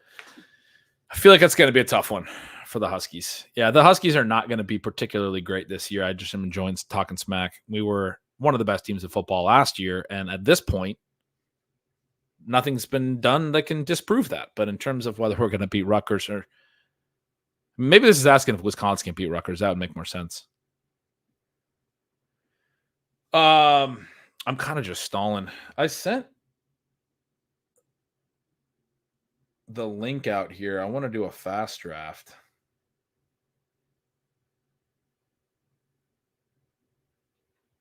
And I'm expecting a guest at some point. We got a pick here. Let's see. 2, 4, 7, 1. Jahan Dotson can go in 1603. This is probably a running back pick. That's why I clicked on the running back tab. It's brilliant. I mean, with all these, dude, I'm just going to take Kendrick Miller here. If he gets his hamstring sorted out and has a good August, I'll be happy to take him and pick 180 on a team like this, man. Like, this is enough front-loaded production for this eliminator. The Rico and J.K. Dobbins picks especially. Yeah, maybe Kendrick Miller actually gets cut, but if he does, like, probably gets scooped up. Kendrick Miller, Dallas starting running back. Value to the moon. Let's jump on the marathon here. 2463. I have McBride, Schultz, and Musgrave. That must have been stack stuff. Yeah, I have both Stroud and Love. Guess I decided I had to have Musgrave. I don't know what we're doing here. That's a lot of tight end capital. 2463, a marathon. So I try to make the directional bets on offenses in the marathon. So Love with Marshawn Lloyd, with Romeo Dobbs, with Musgrave. We got Schultz, Nico, and Diggs with Stroud. It's a huge Texans and Packers offenses are incredible bet. You don't have to worry about like the week 17 stuff in this format. It's the marathon. Probably Audric Estime as my running back 5. I only have 6 receivers though, and so I have Troy Franklin atop the queue at wide receiver.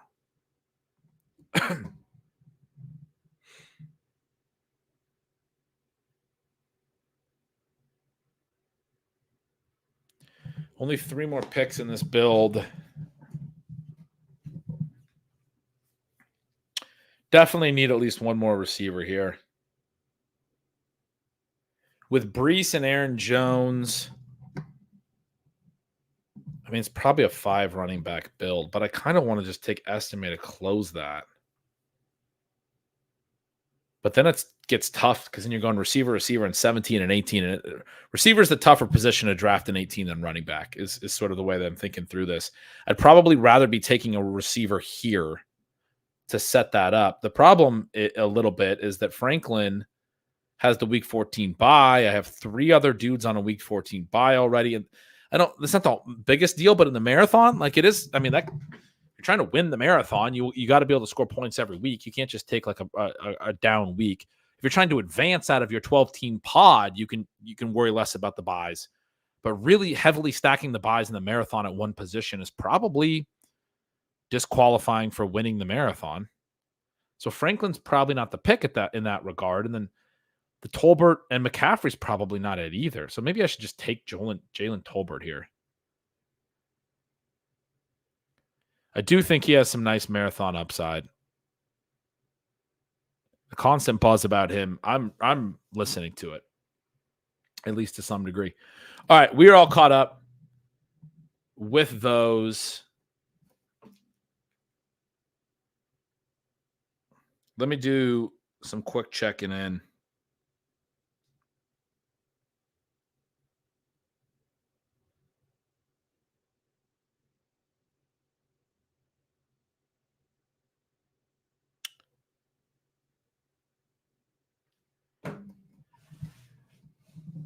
You know what we're going to do?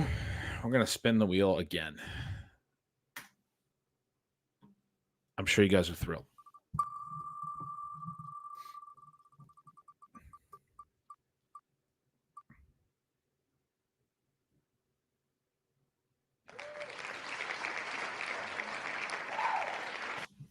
The Arizona Cardinals, Anquan Bolden, Larry Fitzgerald. I mean, late career Emmitt Smith, late career Chris Johnson, David Johnson. Man, he was so good that one year. And then I drafted him, and he broke my heart multiple years in a row after that. I was paying like 70 auction bucks to get him the next year, man. I wanted him so bad. His profile was perfect. We're not going to be doing an eliminator. You said, what draft are you going to do fast? Eliminator almost full. We won't be doing an eliminator because my uploadable ranks don't port to the eliminator room. So it will be probably a BBM. Cardinals, remember some guys. Bryant Johnson, Michael Floyd, John Brown. Obviously the Fitzgerald stretch. Who else did they have at running back? In like 2010, who was the Cardinals running back? Before David Johnson. Steve Breston in the chat. Carson Palmer. You had Ricky Seals-Jones, first name that came to mind. You had the Matt Leinart era and then the Kurt Warner era. Jermaine Gresham was a tight end for a while there after the Bengals. I can't remember who their running backs were. Andre Ellington's a fun one. I was into him for a while. He had a big reception season. As we start to, you guys keep naming some fun names as we do the look at Arizona for this year. Trey McBride versus Sam Laporta. Trey McBride's first year is not great. 0.84 yards per route run. None of these are good numbers. Fair. Won't hear me dispute that. But 25.9% targets per route to 23.3 last year between him and Laporta. A little bit of a lower ADOT than Laporta's, but still a higher weighted targets per route. 7.9 yards per target to 7.5. That's meaningful relative to these ADOTs. Trey McBride added more in that depth-adjusted efficiency metric by quite a bit than Laporta did. Laporta was closer to what you would expect, maybe a little bit plus. That's on a different spreadsheet. I could look it up.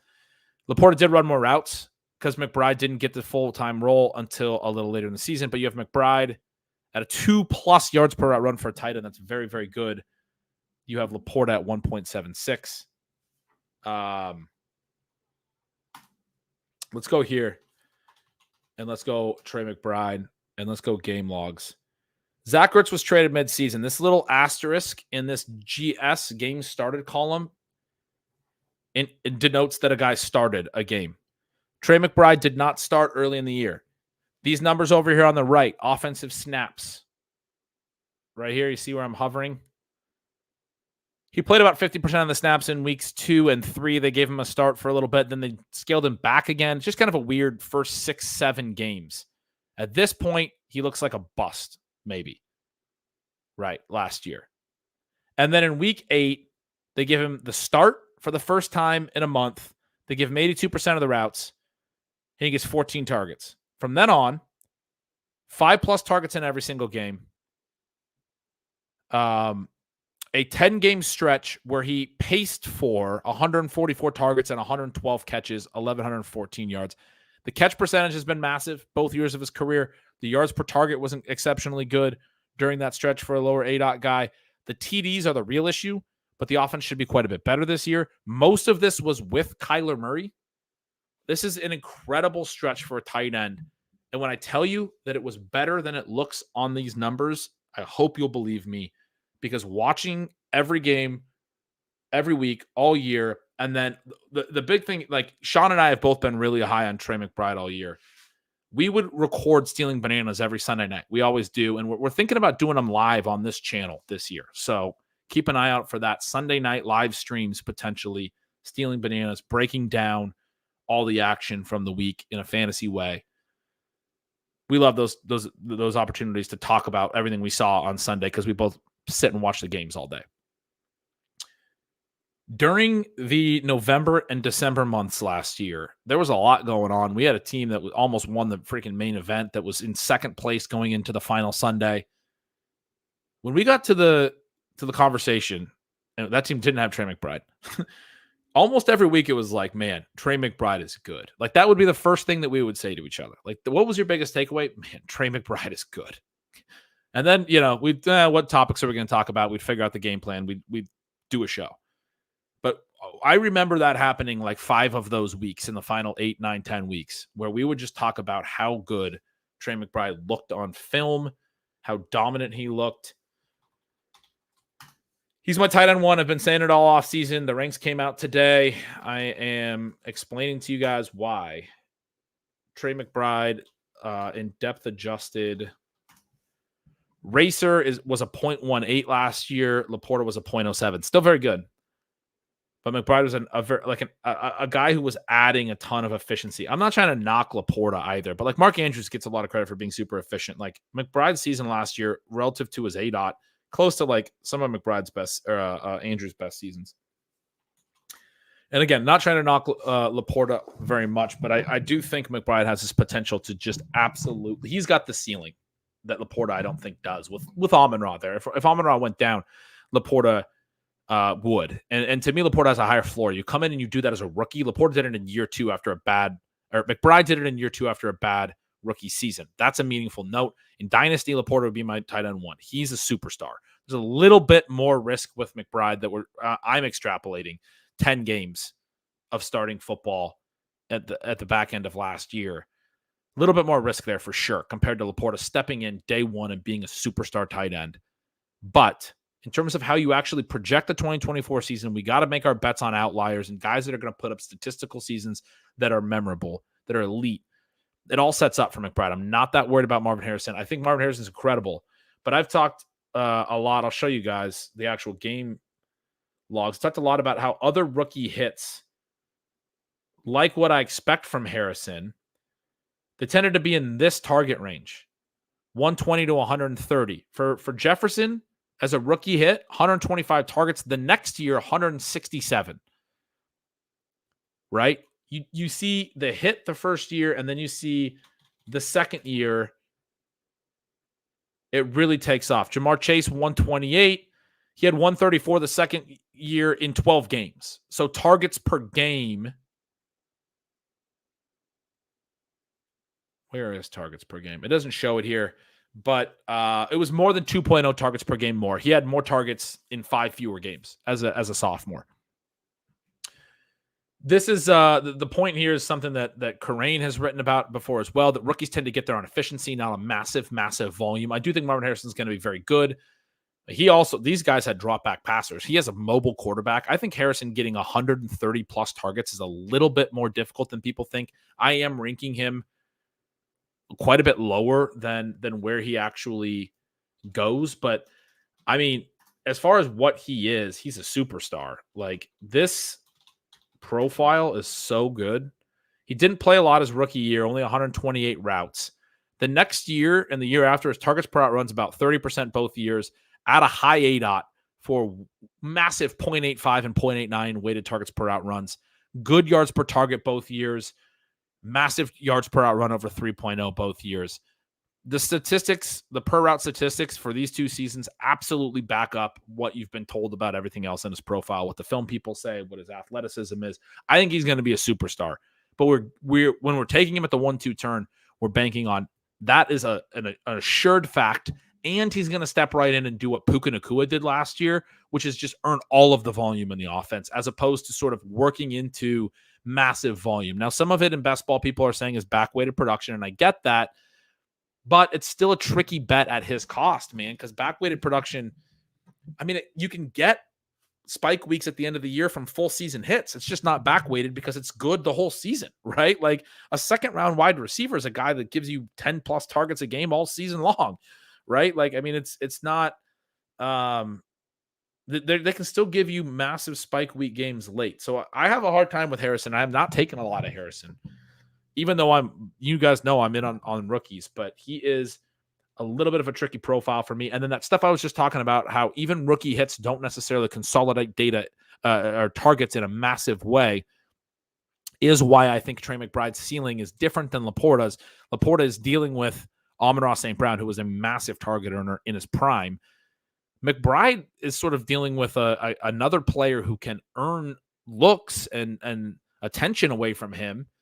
But I kind of got McBride leading the team in targets this year based on some of those trends and the way that McBride came on last year and how good his targets per route were. Obviously, it's a different equation. There's going to be volume going to Harrison too, but it is tricky. And like, when I went through the projections, the other guy on this team that was notable was Michael Wilson. His depth-adjusted efficiency was solid last year. It looks interesting. Greg Dortch has done some good stuff. Greg Dortch is such a weird profile, because if you go to his yards per out run, he doesn't actually show up with really strong targets per out. Like, these are not very good numbers for the low ADOT that he's at. This weighted targets per out sub 0.4 isn't good. But you go look at his game log and how he gets there. It's so funny. This dude has had a bunch of those 10, 11 target games that we remember. If I sort his career by targets, from here up, he's got I can't do that on this page. It gets all confusing. From this game up, his top 8 games of his career, he has 7+ targets. He has 4 that are 10+ targets. And then the 9th best game of his career is 5 targets, and there's a bunch with 4 fewer. He's just this dude that, multiple times has gone out and gotten 10+ targets for whatever reason, and then a bunch of other times has not. And it's not like he hasn't played in those games. I just showed you his per route data overall is not that great. It's just like in certain matchups, they've like spammed him looks. But he's gotten really good buzz, and I've definitely taken him late in drafts. I'm in on Dortch. I'm in on this Arizona offense overall. We talked about James Conner. In on James Conner. Go look at his career. I talk about his games played all the time. That's this column here, right? He had 15 in 2021. He had 14 as a rookie. Every other year, 13 or less. Always misses some games. Having said that, it's never fewer than 10.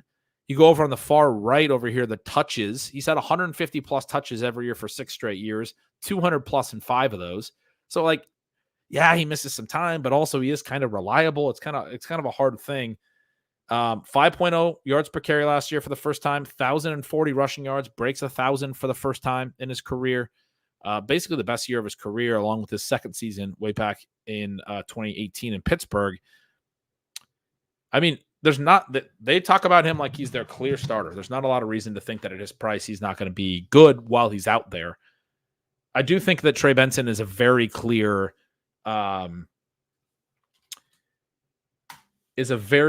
upside handcuff, straightforward. Like, yeah, we play this guy off of the injury to the aging veteran starter. You can definitely have some exposure to Benson. He's fallen to where I think he makes sense now in like 120 range. Missed tackles forced per touch. These are really high numbers, although his actual touches are not super high. 150-ish rush attempts the last couple of years. Really big yards after contact per attempt too. This guy's like a really efficient per touch guy, but not particularly great at volume or like hasn't shown an ability to really handle a ton of touches so far in his career. And so that's the minor concern for him. Raphael mentions Emery Demercado. He's getting a bunch of buzz. There's some talk about Benson being in sort of a timeshare behind James Conner, that Demercado is going to play on passing downs. I mean, it's to me, it's not like Demercado is like a big play in fantasy. It's more like, well, if this guy is keeping you off the field, that's a bad news thing for Benson. He wasn't like bad last year. He actually was really good in rushing efficiency and caught 21 balls. Not like this is subpar receiving efficiency, 4 yards per target, 70% catch rate. But limited. I mean, limited overall, 79 touches. We haven't seen a whole lot from him. He doesn't have a great profile. He's already 25. He's not really a likely candidate to be like an important player. But if he's a part of the equation, then that doesn't speak very favorably about Trey Benson, who should probably be the clear backup.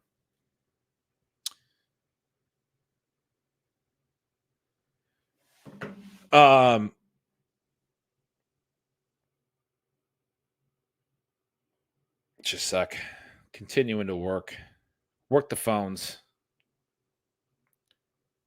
Looks like our guy, Jacob Sanderson, stuck in a bunch of traffic. I sent my guy, Andrew Mackens, who was in the chat, a link a little bit ago because he mentioned he could hop on with me. I think he will likely do that. So we'll do a fast draft here in a moment. He is a buddy that I have known for a while now. For those of you not familiar, has done a lot of content, a lot of stuff around the fantasy space. 2024 projections. Was there anything else on Arizona?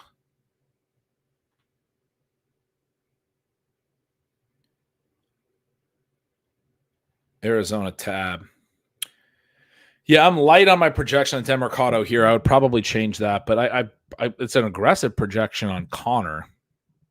Michael Wilson, you got Dortch ahead of Zay. Yeah, I mean, I just feel like McBride. It's 128 targets. I projected him for the most targets at the position at tight end. Not the most points because I can project Kelsey for a lot more efficiency. But Kelsey's routes are going to come down in all likelihood. I actually have Laporta and McBride very, very close, essentially tied in PPR. Again, the offensive stuff matters. I was talking about this with the Jefferson, Garrett Wilson stuff before, but I have Laporta projected for more than a touchdown, more than McBride, despite McBride being getting more targets and having more receptions. He's not going to turn those into TDs at the same rate. But yeah, I do think this is a baseline projection. I do think there are scenarios for some scenarios for McBride to really crush expectation and really hit a ceiling. Whereas for Laporta,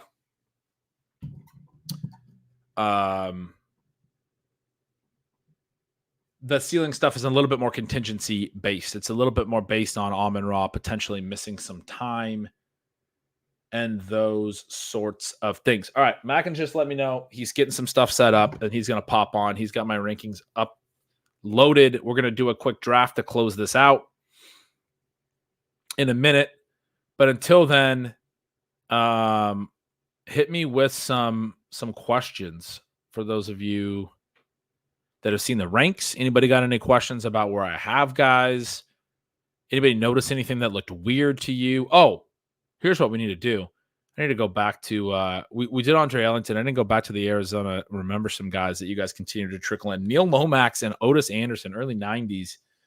Late career, CJ2K. We got Tim Hightower, Beanie Wells, and LaRod Stevens howling, according to ChatGPT. That's great. That's great. Tim Hightower, Beanie Wells again. We got Edgerrin James, Larry Centers, one of the last great fullbacks in the receiving game. We got Emmitt Smith, Michael Floyd, mentioned some of them. Terry Metcalf is here. I remember him as Terry Metcalf. I'm thinking of Eric Metcalf. Is it on the Browns?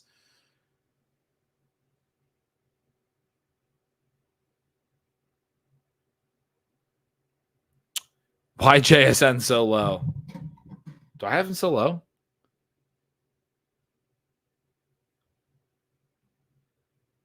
Now you got me nervous. I hope that's a joke. I think I'm above market on him, but I did notice that he kind of came out a little bit lower than I wanted. Garrison Hirsch. Oh, you're serious. I got him 39th. No. Wide receiver 39?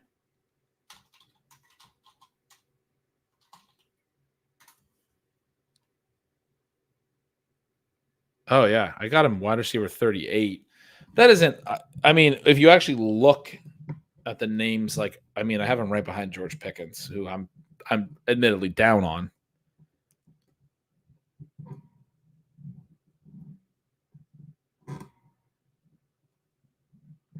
This is true. JSN is a little bit more residual prospect hype than NFL projection or production from last year. We could definitely talk about him. Let's welcome on Andrew Mackens. What's up, buddy? Hey, Gretch. How are you? You went and got the Wisconsin hat, I see. The other UW. I was just talking with the anomalies in the chat about vaunted wide receiver Nick Toon from Wisconsin, son of Al Toon, there you go, owns the landscaping business. But yeah, I appreciate you having me on in a pinch. I know we were talking about it a bit recently, and honestly, like, I'm one of these best ball guys that's just clicking names more often than not. I know we were talking about that on Twitter recently. I have yet to read the aggregate versus the specific post on your Substack yet, but I'm very excited too, because the conceptual stuff does trickle down into like figuring out what players to take stands on. For sure. But you said you did see the Underdog ranks and got them uploaded, right? I did. So I can do my best to present here. We'll show you the rankings and then we can jump in a draft. I'm open to BBM if you want, or I've also got some entries for the Rottweiler still, which is still $25 per entry, but it's smaller pool size. So I've been attacking more of the smaller field contests, but completely up to you guys. Do the rankings definitely work the Rottweiler would be the same? It should be the same slate because I just uploaded them for the NFL 2024 slate. Cool. Oh yeah, I'm down either way. Whatever you want to do, Rottweiler or BBM, you fire it up. Let's do the Rottweiler because I was planning on it anyway. I'm looking to share my screen, but I'm trying to figure out if okay, just had a little lag here. Come for the fantasy football, stay for the landscaping hookup, Angus says. Yeah, so this is going to be the first time that I've used the rankings that I put together last week in a live draft. I'm going to be and Andrew's going to be at the controls, but I'm going to be sitting here like wondering if I actually like who's showing up as the top guy for a lot of these. So that'll be pretty interesting. But you got them locked and loaded there. Let's fire something up. I'm excited to see who shows up in all these spots, and then we can Andrew asked, do I think the Husky offensive corner will have the Seahawks throwing a lot more? First 20 minutes of this stream, were dedicated to me talking about the Huskies offense the entire time. Did you jump in the Rottweiler or the BBM? I jumped in the Rottweiler. So it's a 4-entry max tournament. The prize pool obviously considerably smaller, but it's a smaller field as well. And pull up the kind of details here. So it's only like 13,500 entrants, and the top 2 in each pod, like through weeks 15, 16, and 17 advance with a 90-seat final. So I am curious to ask you, with some of these smaller field contests, like if you at first brush or off the top of your head would actually tackle it the same way you would a large field contest like a BBM, in terms of correlation, in terms of, I feel like in terms of the stands that you want to take on players, if you only have 4 entries, you got to take your stands. So that's kind of my first thought.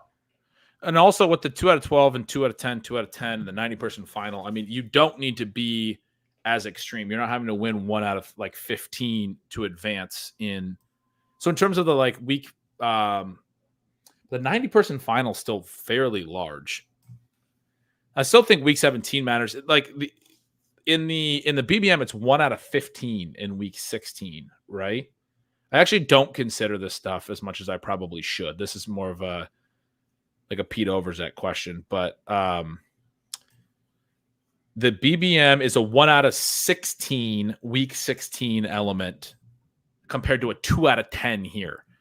So definitely the conversation about whether week 16 or week 17 matters more is less of a conversation in this, in my mind, where the 539 seat final is also a huge one in BBM. But in this, it's mostly, I think you want to have a little bit of a game stack in week 17 if you can.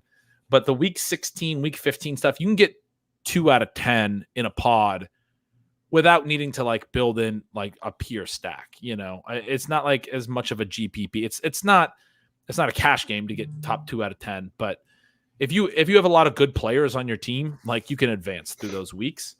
And so I would lean more towards like player selection than trying to optimize all the stacks and the bringbacks and all that stuff in this one, which is it's a good format for the one to do with the ranking. So we got the 111 here, which is not the cleanest and easiest spot to pick from, but it'll be fun. Well, you guys had the 111 in your FFPC draft the other day, so you'll probably feel familiar with that. Obviously, this is a totally different format, but definitely give you plenty of time to talk on the wrap as well. I want to be definitely more of the driver here and let you kind of, direct us in terms of how you want to construct the team and really, get your takes out there, answer questions as you normally do. Sure. Cool. Appreciate that. So my preferred pick would be Garrett Wilson. So those receivers in the back, I have Wilson, as you guys can see in the ranks, ahead of Puka and AJ Brown. Have him a little higher in the redraft ranks, but these underdog ones, I did try to stick to ADP some. And so that's what I'm really interested to see how it kind of pans out, is whether these ranks are pushing us too far away from like the smart ADP decisions, how aggressive they really get. But yeah, AJ Brown tends to go ahead of both Puka and Garrett Wilson. I tend to only take him when those two are gone, and I would prefer Garrett over Puka straight up, as the rankings show. It'll be interesting to see if Garrett gets there, because he typically goes 11. Somebody would have to take him higher than he normally goes. But Puka did just get banged up. It wouldn't surprise me if Puka is the one that's left for us at 11. And that's what happened. We get sniped on Garrett Wilson. So yeah, but that's because Puka's a little banged up right now. But I do like Puka. Yeah. Do you want Puka? Not worried about the injury. And then on the wrap, do you try like that week 17 game stack with Arizona? See, we were just talking about Harrison. We just did a wheel spin while you're getting set up, a second one, and it was Arizona. And I talked through it, and I think Harrison's pretty overvalued here. He does go, so no big deal. I think it's an easy pick with Drake London here. And actually, it's not that I dislike a Garrett Wilson London start, but they both have a week 12 bye. It does start you off right away with 2 week 12 buys in your first 2 picks. So if you get London coming back, I don't hate that we have Puka at all. I mean, I think this is a really nice start. London for me is the easy pick there. But yeah, I would have probably bypassed Harrison even with the correlation in this particular format personally.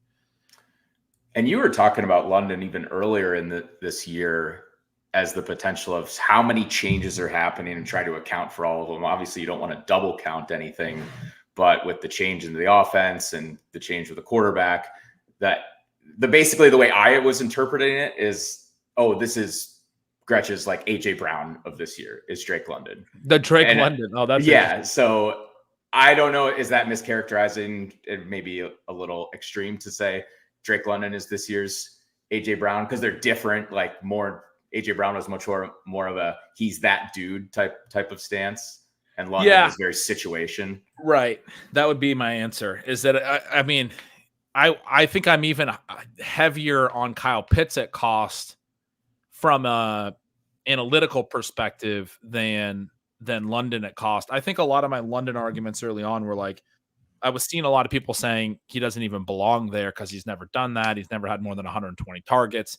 It's like, you got to understand, like, unless Atlanta just very much fails to meet, again, I'll go back to like market expectations. I was talking about look ahead lines, talk about all that stuff. They're expected to win a lot of games. They have a really easy schedule. They have Kirk Cousins there. Unless Kirk Cousins throws way fewer passes than he's ever thrown in his career, unless they completely miss their win total and they run way fewer plays and they're a much worse offense than what the market is telling you they are, then Drake London is definitely going to go over 120 targets this year. Like, because that's why we look at stuff like market share. It's going to impact the team level stuff.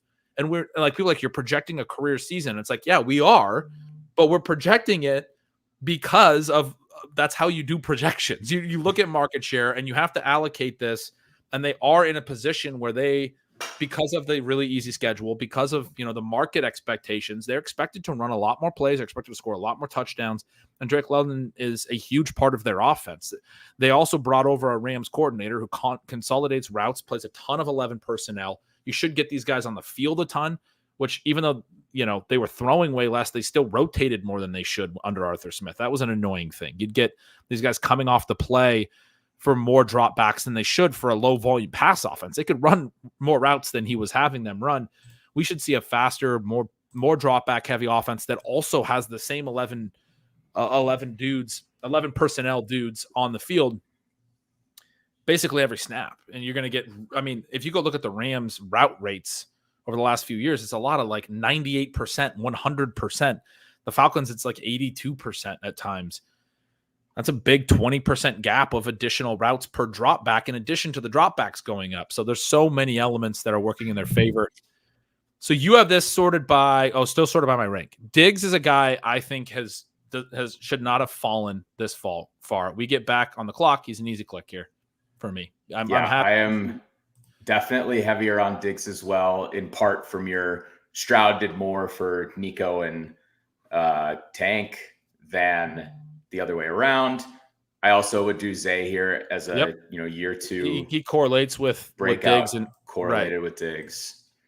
I like the correlation elements for sure when they make sense and when I think the player belongs. So the Drake London, to put a bow on the Drake London thing, I think he's a guy who you're looking at 150-ish, like range of 150 targets this year. If he doesn't get there, it's probably because Kyle Pitts got there. That's the one thing I think is getting missed. The Kyle Pitts thing is he could just be the guy who consolidates even more volume than London. Maybe he just winds up being better than London. He's been banged up the last couple of years.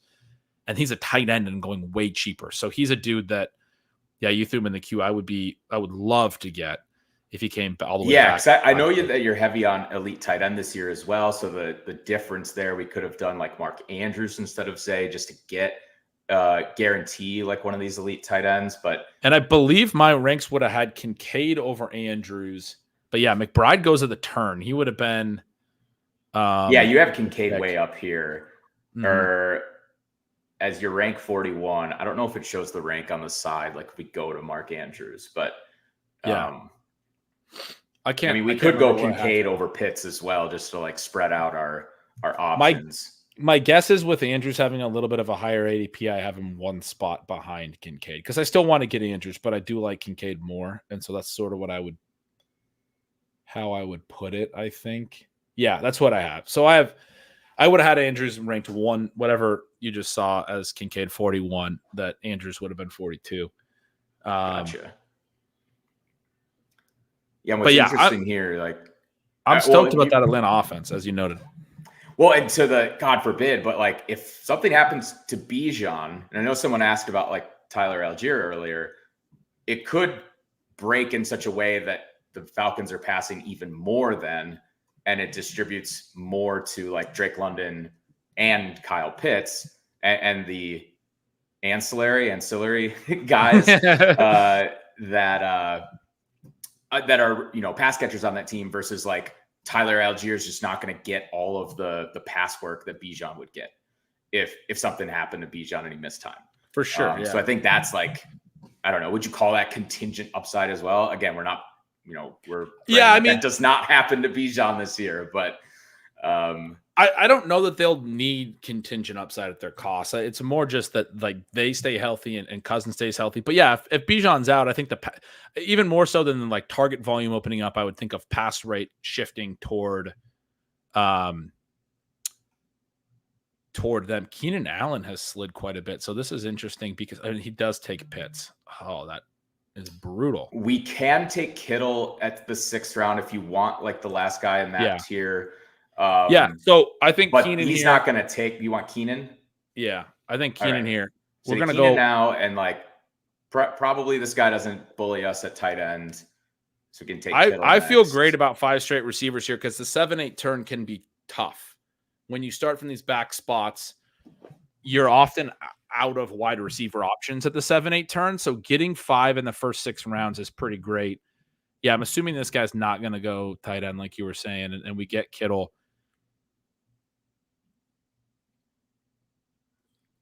Yeah, by the time you're at the end of the 7th, at this cutoff of like, so you want Kittle, right? Yep. All right. Yeah, we're at a point now where so far in the draft, I feel like these ranks have pretty much told me to take the guy that I want to take at every spot. Other than right there, I would have really preferred Pitts over Keenan Allen, even though I like Keenan Allen. And so I'm actually going to move Pitts up. And I've already got him at like 51 overall, but I'm going to move him even higher because the fact of the matter is, like, I would take Pitts right after Kincaid and Andrews go. I have taken him in the early 5th in some of these slows for everyone who's been watching my slows. So I don't know why. I actually have him in my redraft ranks. I ranked him ahead of Andrews. So yeah, again, not sure why. It's mostly just an ADP component, but the reality is the elite tight end thing is such a unique conversation, and I have no issue pulling him up. I just really don't. The biggest, because he goes at the 5-6 turn as well, the biggest component of that, that where you lose value, well, the biggest argument for it be you lose value, but you also are getting a unique build. If you're at the 4-5 turn and Andrews and Kincaid have gone, and you have to pull Pitts up a full round, one of the reasons I like doing that is you're going to have a relatively rare Pitts Lamb stack or Pitts CMC stack. Like he's not going to be on a lot of these early draft slot builds. And I think he's very much worth the 4-5 turn.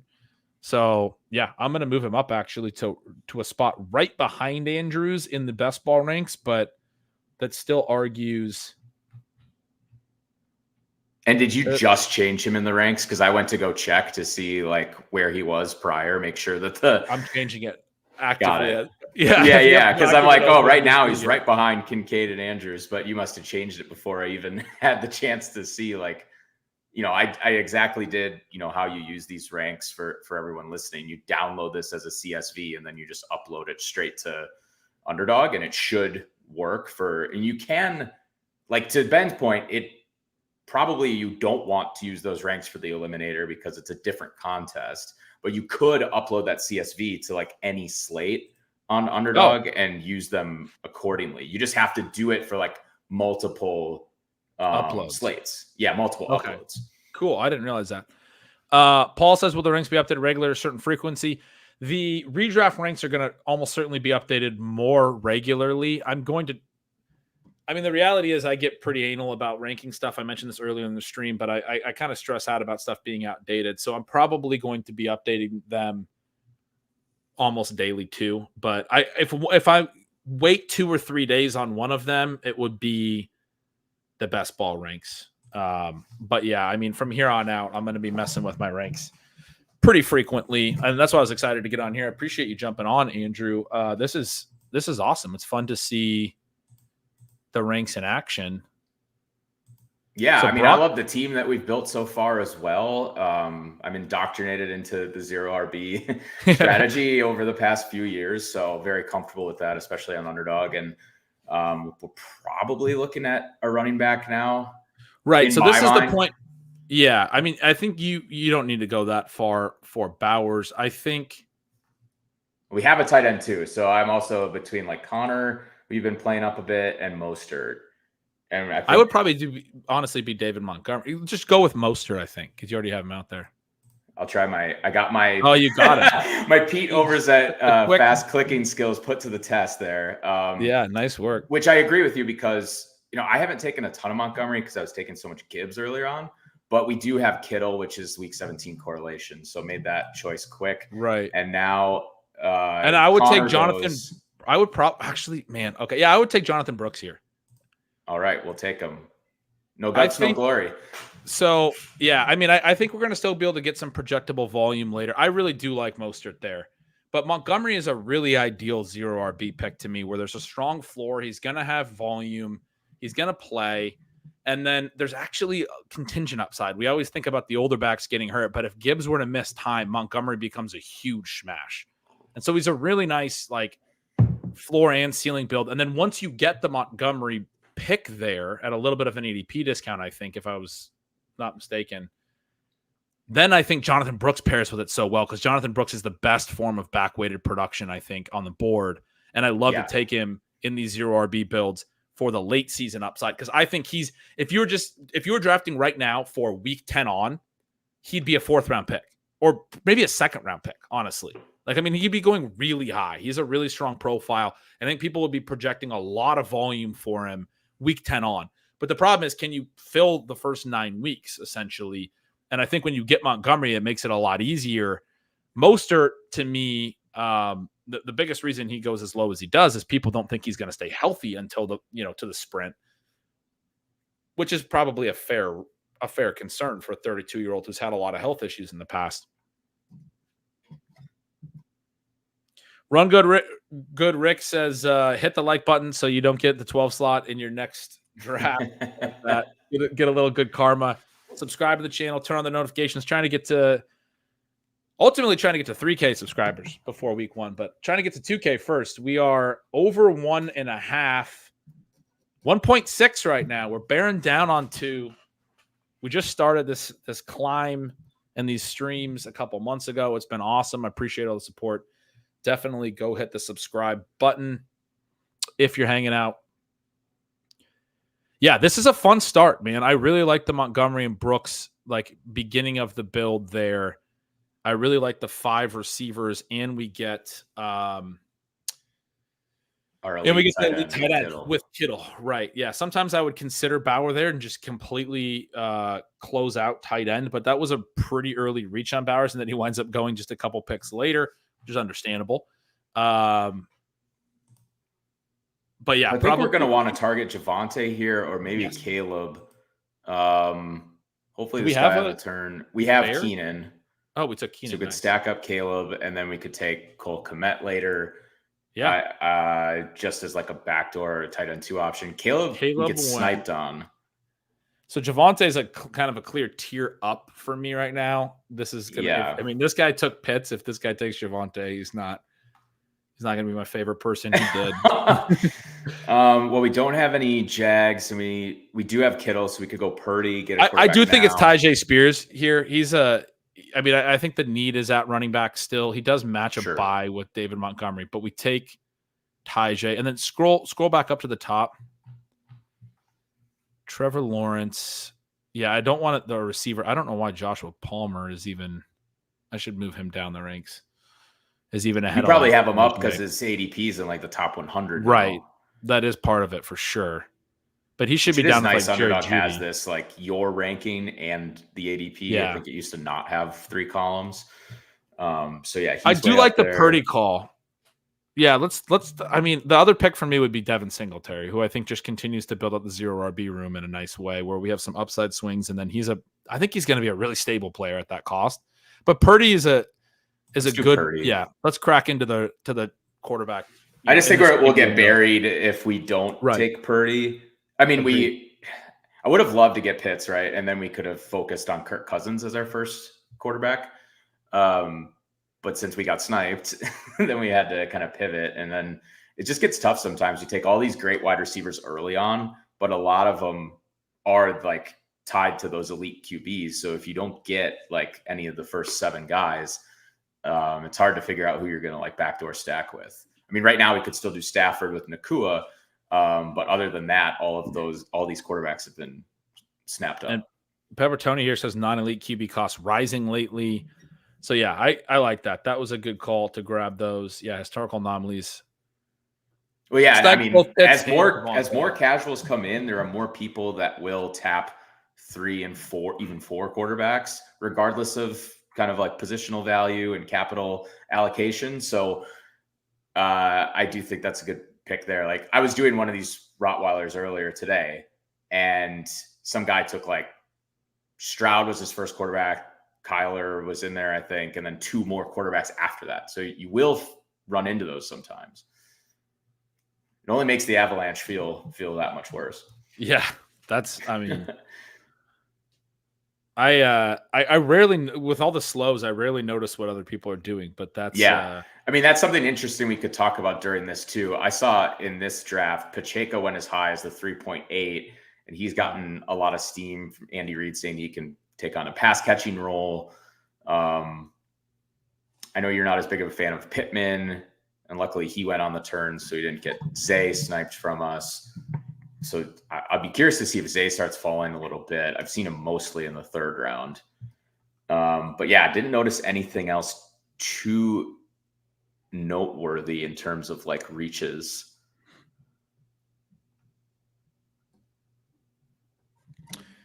Raphael in the chat says I would have went with Jaden Daniels instead of Jonathan Brooks. Was Daniels available? I was looking at that. Go to the board. We're coming up quick here. Oh, Daniels. Yeah, we could have taken him at the start of the 8th round, and he fell all the way to 9-1. I think Daniels that early is just hard to click. Yeah, that's pretty far ahead of ADP. He used to be like a 9th. Well, in this draft, he's in the 9th. I feel like he's going in the 10th prior. And he might be picking up steam as well. So let's go back to that other view real quick. Okay, cool. We're at a 1-3-5-1. See, it just gets so tricky with wide receiver. I'm glad we got those 5 early. I think Leggett is a pretty reasonable pick here. I like that you put Charbonnet there. I think he's the better option than Corum for this build because we already have. And we have Keenan. Brooks. So that's at week 17 as well. Oh, nice. Yeah. Let's do that. Let's do Sharbs. I think on the way back, rather than these running backs, who I do really like, I prefer for this build Leggett. Yeah. Well, he must be falling a bit too with this. Wow, the news is just today with his leg, right? Oh, yeah, that's right. He's pretty banged up. Maybe we shouldn't be grabbing him. Maybe it's Mike Williams. I don't know. Let's do another running back. Let's do Corum. Corum? Yeah. All right. Yeah, Corum is just stacking more Rams together. So I was like, Sharps and Corum both work here. And because we have Puka, yeah. Yeah, because we have Puka. And Corum would be our second rookie on the team. Is that something? I know you talk about different archetypes a lot, and I loved what you said when we got our first 2 running backs of like early season and then late season production with these 2. Mm-hmm. How often are you like, I want a rookie archetype on my team, or I need to get at least X number of rookies? Well, I think I not necessarily I need to get at least as many, but generally speaking, I'm definitely high on the rookies, and I think more so than other players, I think the rookies can step right into huge roles and be used. And there's obviously risks and concerns there with like pass blocking and coaches trusting them to do all the little things and all that. But I mean, like we're in a different NFL than even like 10, 15 years ago in terms of how quickly they'll get these rookies up to speed and play them. And I wrote a piece last August called "Get Comfortable Assuming Rookies Will Be Stars" or something like that, where it's like it's I think helpful to just think of them as like veterans, to think of them like they're on the roster. They're not going to be brought, like they're not freshmen on a college roster. They are rookies in the NFL, and they've already played at a high level in college in a lot of cases. This current era of rookies, a lot of them, we're still in this era where a lot of them played extra years of college football because of the pandemic, right? And so they're like a little bit older, they're a little bit more developed. And so to me, it's not hard in specific situations to be like, yeah, I mean, they're going to trust Blake Corum. Blake Corum's the guy who was in a pro system at Michigan, played under Jim Harbaugh, who's now an NFL coach, and did all the things they wanted him to do. And they went out and they drafted him early because they needed depth at running back. It's just very clear to me that, I mean, he might be the clear handcuff. I think Kyren might be a little undervalued. I've written about this with the Rams. But in that case, then I think he's the type of handcuff that would consolidate a lot of work if Kyren were to get injured and miss time. So I think he's a really high upside, volume-based handcuff bet. And the Rams running backs can be so valuable for fantasy the way they use them in the red zone and have the really high TD potential. We've seen a lot of that. So like that type of a rookie, the pick on Jonathan Brooks, it's all like individual profiles. They were willing to take a second-round rookie while they're in the middle of a rebuild who's coming off an ACL. Like, that's a really big rubber stamp that they like the player, right? And they're in a position after going 1-16 last year and Bryce Young looking bad that they're, like, trying to sell fans on 2025 and beyond. That's the Panthers' like goal in 2024 in my mind. So down the stretch, when he's ready to go, I think they're going to turn him loose, man. I think they're going to try to win games because that's what they need to sell. So, yeah, I mean, I think that makes a lot of sense. Mike Williams really sliding in this room, right? Yeah. His ADP is 136. I would definitely take him over Kmet given that consideration. If this guy times out, he might just get. He got Gabe Davis. So we can go. Let's Mike take Williams. We only have the 5. We talked about the Jets on the stream a little bit. I do like Williams' fit with Rodgers. I think people are over concerned about the ACL relative to like the Michael Gallup profile and stuff. Talked through that a little bit earlier on the stream. It does open up Rodgers as well. I'm good with Kmet here, but Rodgers is the next ADP. So Gino's right. If we sort by ADP, Kmet's right there, and then Rodgers. I got 5 seconds. Let's take Rodgers. He's not a buy. He doesn't match our buy, do we? I hope not. Yeah. No, 9 and 12. I forgot about who our QB1 was. No, I've had that happen a couple of times where I take the second QB, the buy matches up, and then I'm just like, well, I guess I'm going to make a unique build with a third quarterback. And then it's probably not ideal in terms of I do that in slows still. When I have plenty of time, I had Hurts on a team, and I auto-picked Justin Herbert, and they both have week 5 buys. So I was like, I just want a third quarterback for that, safety blanket. For sure. But we're good at QB here now, probably. And then tight end, I've been doing a lot. Like if I don't get an elite tight end, which we do, so we'll probably only need one more. But if I don't get one of those top 7, I'm usually drafting 3. Sure. There's a tight end that I was talking about on the stream a little bit ago that's going to be at the top of the ranks at some point. So we can wait for him, I think. We're going to be at 15, 16, and then 17, 18. It's I'm referring to Juwan Johnson unless he already went. Oh, I don't think he went already. No. I feel like he's still in when you scroll down, stretch. I didn't see him. Yeah. I do think we should probably take him at 16:02 because the 17 he can sometimes go before the 17-18 turn. But if we get his him ADP is still in the 200s, right? So I'll take him like if I've got Carr or another Saint or something. I'm at a spot right now where if I get an elite plus Juwan specifically, I'm very comfortable quitting it too, and I feel awesome about it because I think he is pretty severely undervalued relative to what I think his routes role will be. Some improvement in his targets per out run the last couple of years. The fact that he was a converted wide receiver and he's been developing this profile and has the potential to be a late bloomer like a Logan Thomas was. And then Logan Thomas was a really productive because he was a late position change to tight end, but he's shown that improvement on targets per out run on his overall production. He was like a 12% targets per out run guy 3 years ago, 15% 2 years ago, 18.8 last year. Like these multiple jumps of multiple percentage points, and you're like, okay, is there still meat on that bone? And he had more targets after Michael Thomas's week 10 injury than before, about 1.6 more per game. I think it was 3.7, 5.3 after. So he was like, that's the area he's going to operate in, the short to intermediate range. He's a really, like, I think, low key and underrated right now, late round tight end that should be going in like round 12, but is going in the 200s, like you said. But if I can get him as my second tight end, I feel great. Bucky Irving goes there. That's a bummer. I think it's probably Audric Estime, or it could be Mims, but Juwan's the pick for the way back, I think. Yeah, do we need a running back more, or do we need a receiver?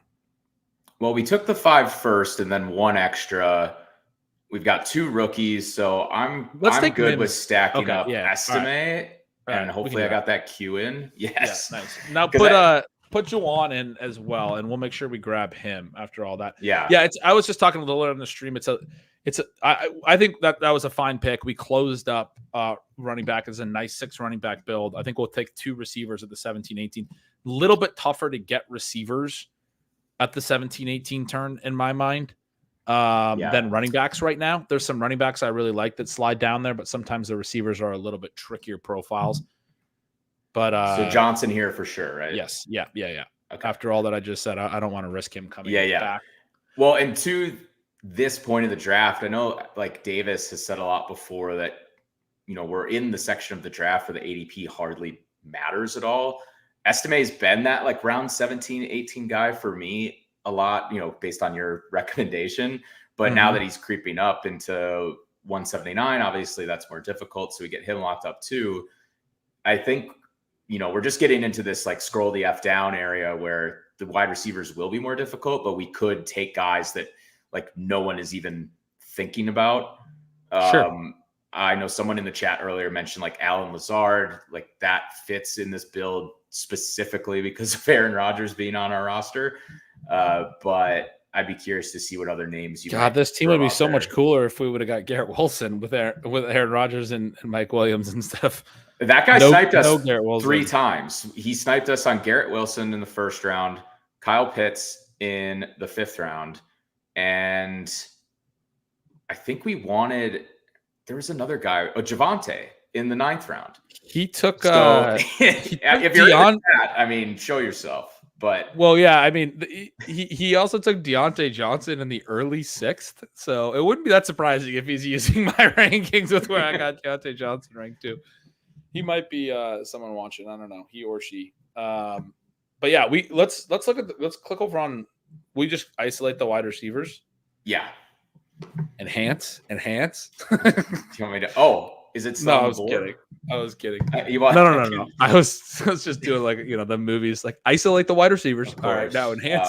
Well, now I want you to see more than just 5 wide receivers at a time. But I mean, if either of those Denver guys comes back, I think they're easy clicks. I think Jalen Tolbert there is an easy click.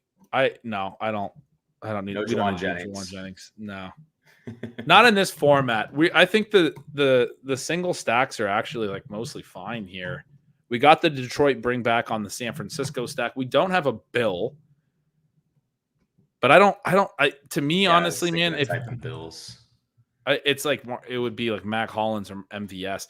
I don't think you take that much worse of a pick just for week 17 correlation. That I think that's a mistake. Plus this is that Rottweiler structure where we probably have enough correlation as is.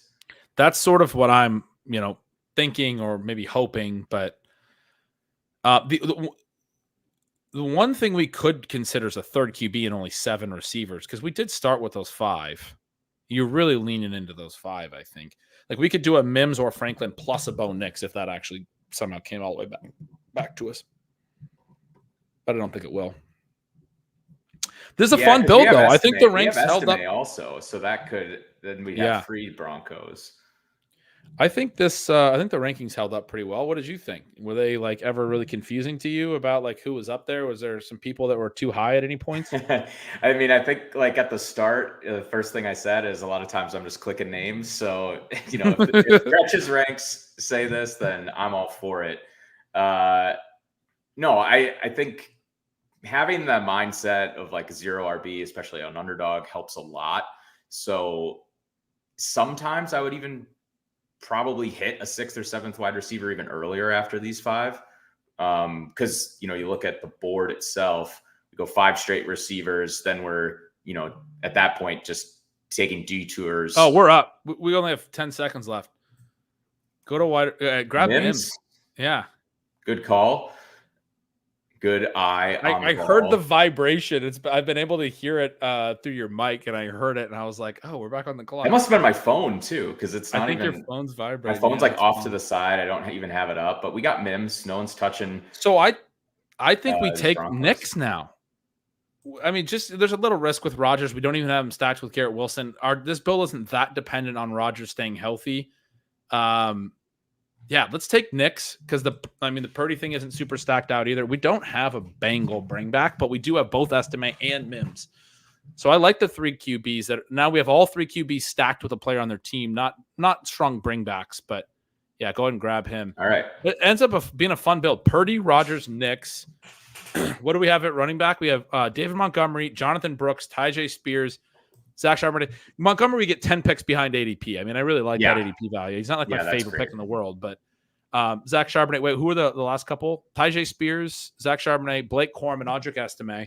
The wide receivers were Puka Nacua, Drake London, Stephon Diggs, Zay Flowers, Keenan Allen, Mike Williams, and Marvin Mims. And the tight ends were George Kittle and Juwan Johnson. I think the ranks held up pretty well, man. This looks like a pretty strong team to me. I mean, obviously they're the guys that I ranked, so I ship it. Yeah. No, I think what I was saying, when I forgot that we were on the clock already, is you look at the order of this, and because we took 5 so quickly, I was fine waiting on wide receiver a little bit, but definitely wanted to get to like 6 or 7 at some point. And I figured you would have some stands on a couple guys like a Mike Williams or a Marvin Mims. And then every running back that you selected or that we selected, I would be fine clicking on normally. So I don't think I've been pretty player agnostic. I feel like I picked that up from like Bime 4 just generally, or, to use a Kitchenism, like we just don't know. And so, there's some players that I won't click on just based on like the player archetype, but I'm pretty open to most of the options as long as it fits within the structure. So this is my other Rottweiler team. If we want to do comparisons, got Brock Purdy in that as well. But if we want to pull up this draft board again, we're happy to let you break down any interesting observations. I didn't have many, honestly. I think the team worked out really well. I think the first 5 receivers that you were talking about is a really important part of the build. And you have to, as you were talking through, when do you add to it? I'm comfortable adding to it, but I didn't think there was ever a really strong value point. And I think when you go, especially in best ball, when you go Puka, Drake London, Diggs, Zay Flowers, Keenan Allen, that part of your build is got to hit to a certain degree. Like draft like you're right, a certain thing. Like, there's a little bit of contingency baked into that, but when you take all those 5 receivers, you're expecting the probably 4 of them to play every single game, and the other one who maybe misses a little time, misses 2 or 3 games. They're the key part of your build and of your structure, and so I think you need to draft that way the rest of the way. So we get the elite tight end, but then in the next, we really have to address running back in these rounds. In the 7, 8, 9, and 11, we hit running back in 12, but we also take time to get into the QB market in the window and get Purdy with a little bit of upside there, stacked with Kittle, and I think he's a fun one to stack with Kittle because like when Kittle goes off, Purdy goes off kind of a thing, right? Like Debo's already doing stuff. Ayuk's already doing stuff if he's going to be there. We don't really know that yet. But when Kittle hits, like Purdy's stat line's going to fill out basically because he got some explosive plays out of Kittle and he's already got some other completions and things to the normal wide receivers. Kittle obviously gets kind of lost in the shuffle sometimes volume-wise, but I like that stack element, that player that's kind of a key to elevating the QB's ceiling. Like I always say this with like T. Higgins with Joe Burrow. Like I like to stack those guys. Even if you can't get to Jamar Chase in your build, like Jamar Chase is going to produce every week. But when T. Higgins goes off, then Burrow's gone for 303. Like that's what it feels like at least. I don't know if there's like evidence to support that, but there's certain builds that feel that way. I wouldn't say that for Rodgers, which we have with Mike Williams. I think Rodgers is more dependent on Garrett Wilson, and we don't have him. So that's a little bit of a less than ideal stack there, but that's why it was fun to get the Nick stack late too. But in terms of like going away from running back for as long, or wide receivers for as long as we did, we really built out our running back room in a way I really like. Got an elite tight end, got some access to some QB ceiling with Purdy, then came back to wide receiver and really only added the 2 more on to make a couple late stacks, Williams and Rogers, and then Mims and Nix. Finish up the the running back room, finish up the tight end room with the Jahan Dotson pick that I think is a really, strong one for a 2 tight end build. It's the way that the draft flowed was a fun draft. That's how a lot of my teams look, kind of 0 RB. They're going to tend to my ranks should tend to favor wide receivers in the earlier rounds and then favor running backs in the round 8 to 12 range, like my ranks did. So I was happy to see that the ranks were sort of like structurally guiding us in the direction that I would like them to guide us in. Yeah, man, I think this is a winning formula for this year. Like I think the receiver volume early, get an elite tight end, build out the running back room in a way that you shouldn't be able to, because running back cheap prices, people want to take the running backs early because they're cheap. They're like, man, I can draft so many good running backs early, but you're not getting the discount there. Where you get the discount is getting David Montgomery at the freaking 7-8 turn. Like that profile used to be more expensive, right? Jonathan Brooks, a rookie with upside. Zach Charbonnet at pick 131. Like there's some really nice values that we were able to build into our overall build. And it's not my those are not running backs that I'm really heavily exposed to overall either. Brooks is. Charbonnet is a guy I take a lot of. Montgomery, Tajay, Corum, and Estime is a guy I take a lot of too. But Montgomery and Tajay and Corum are 3 guys that I more like mix in. So as far usually where the Tajay pick is, it's Chase Brown or it's Javonte Williams, who we lost out on, But so it's not like my exact typical running back room, but I like getting a different texture. And those are profiles that I think are very draftable and I have them ranked like it. And so anyway, yeah, I mean, I think this build was really nice, man. I appreciate you jumping on and helping me draft. Yeah, well, I appreciate you having me on, Gretch. I could probably, talk on here forever, but I know you've got other questions in the chat as well. So I can, just jump off it and let you continue to cook. No, I think I'm going to wind it down. I wanted to do a stream. I got some other stuff to do at 7:00 here. I got to go talk to the fam about dinner. I got another call with a subscriber that I have planned for this evening as well. I just wanted to get one of those fast drafts, and I'm glad we did. We did about 2.5 hours tonight. I appreciate everyone hanging out. Again, like the stream, subscribe, comment after the fact. Andrew, anything you want to plug? I appreciate you coming on, man. Nothing much. Just put it in the stream there at Andrew Mackens on X, or the site formerly known as Twitter, if you want to still call it that. I go back. Yeah, go follow Andrew. He's a buddy. I chat with him a lot. A very sharp mind in this space. Thanks everybody for hanging out. Until next time, this was Stealing Signals. See ya.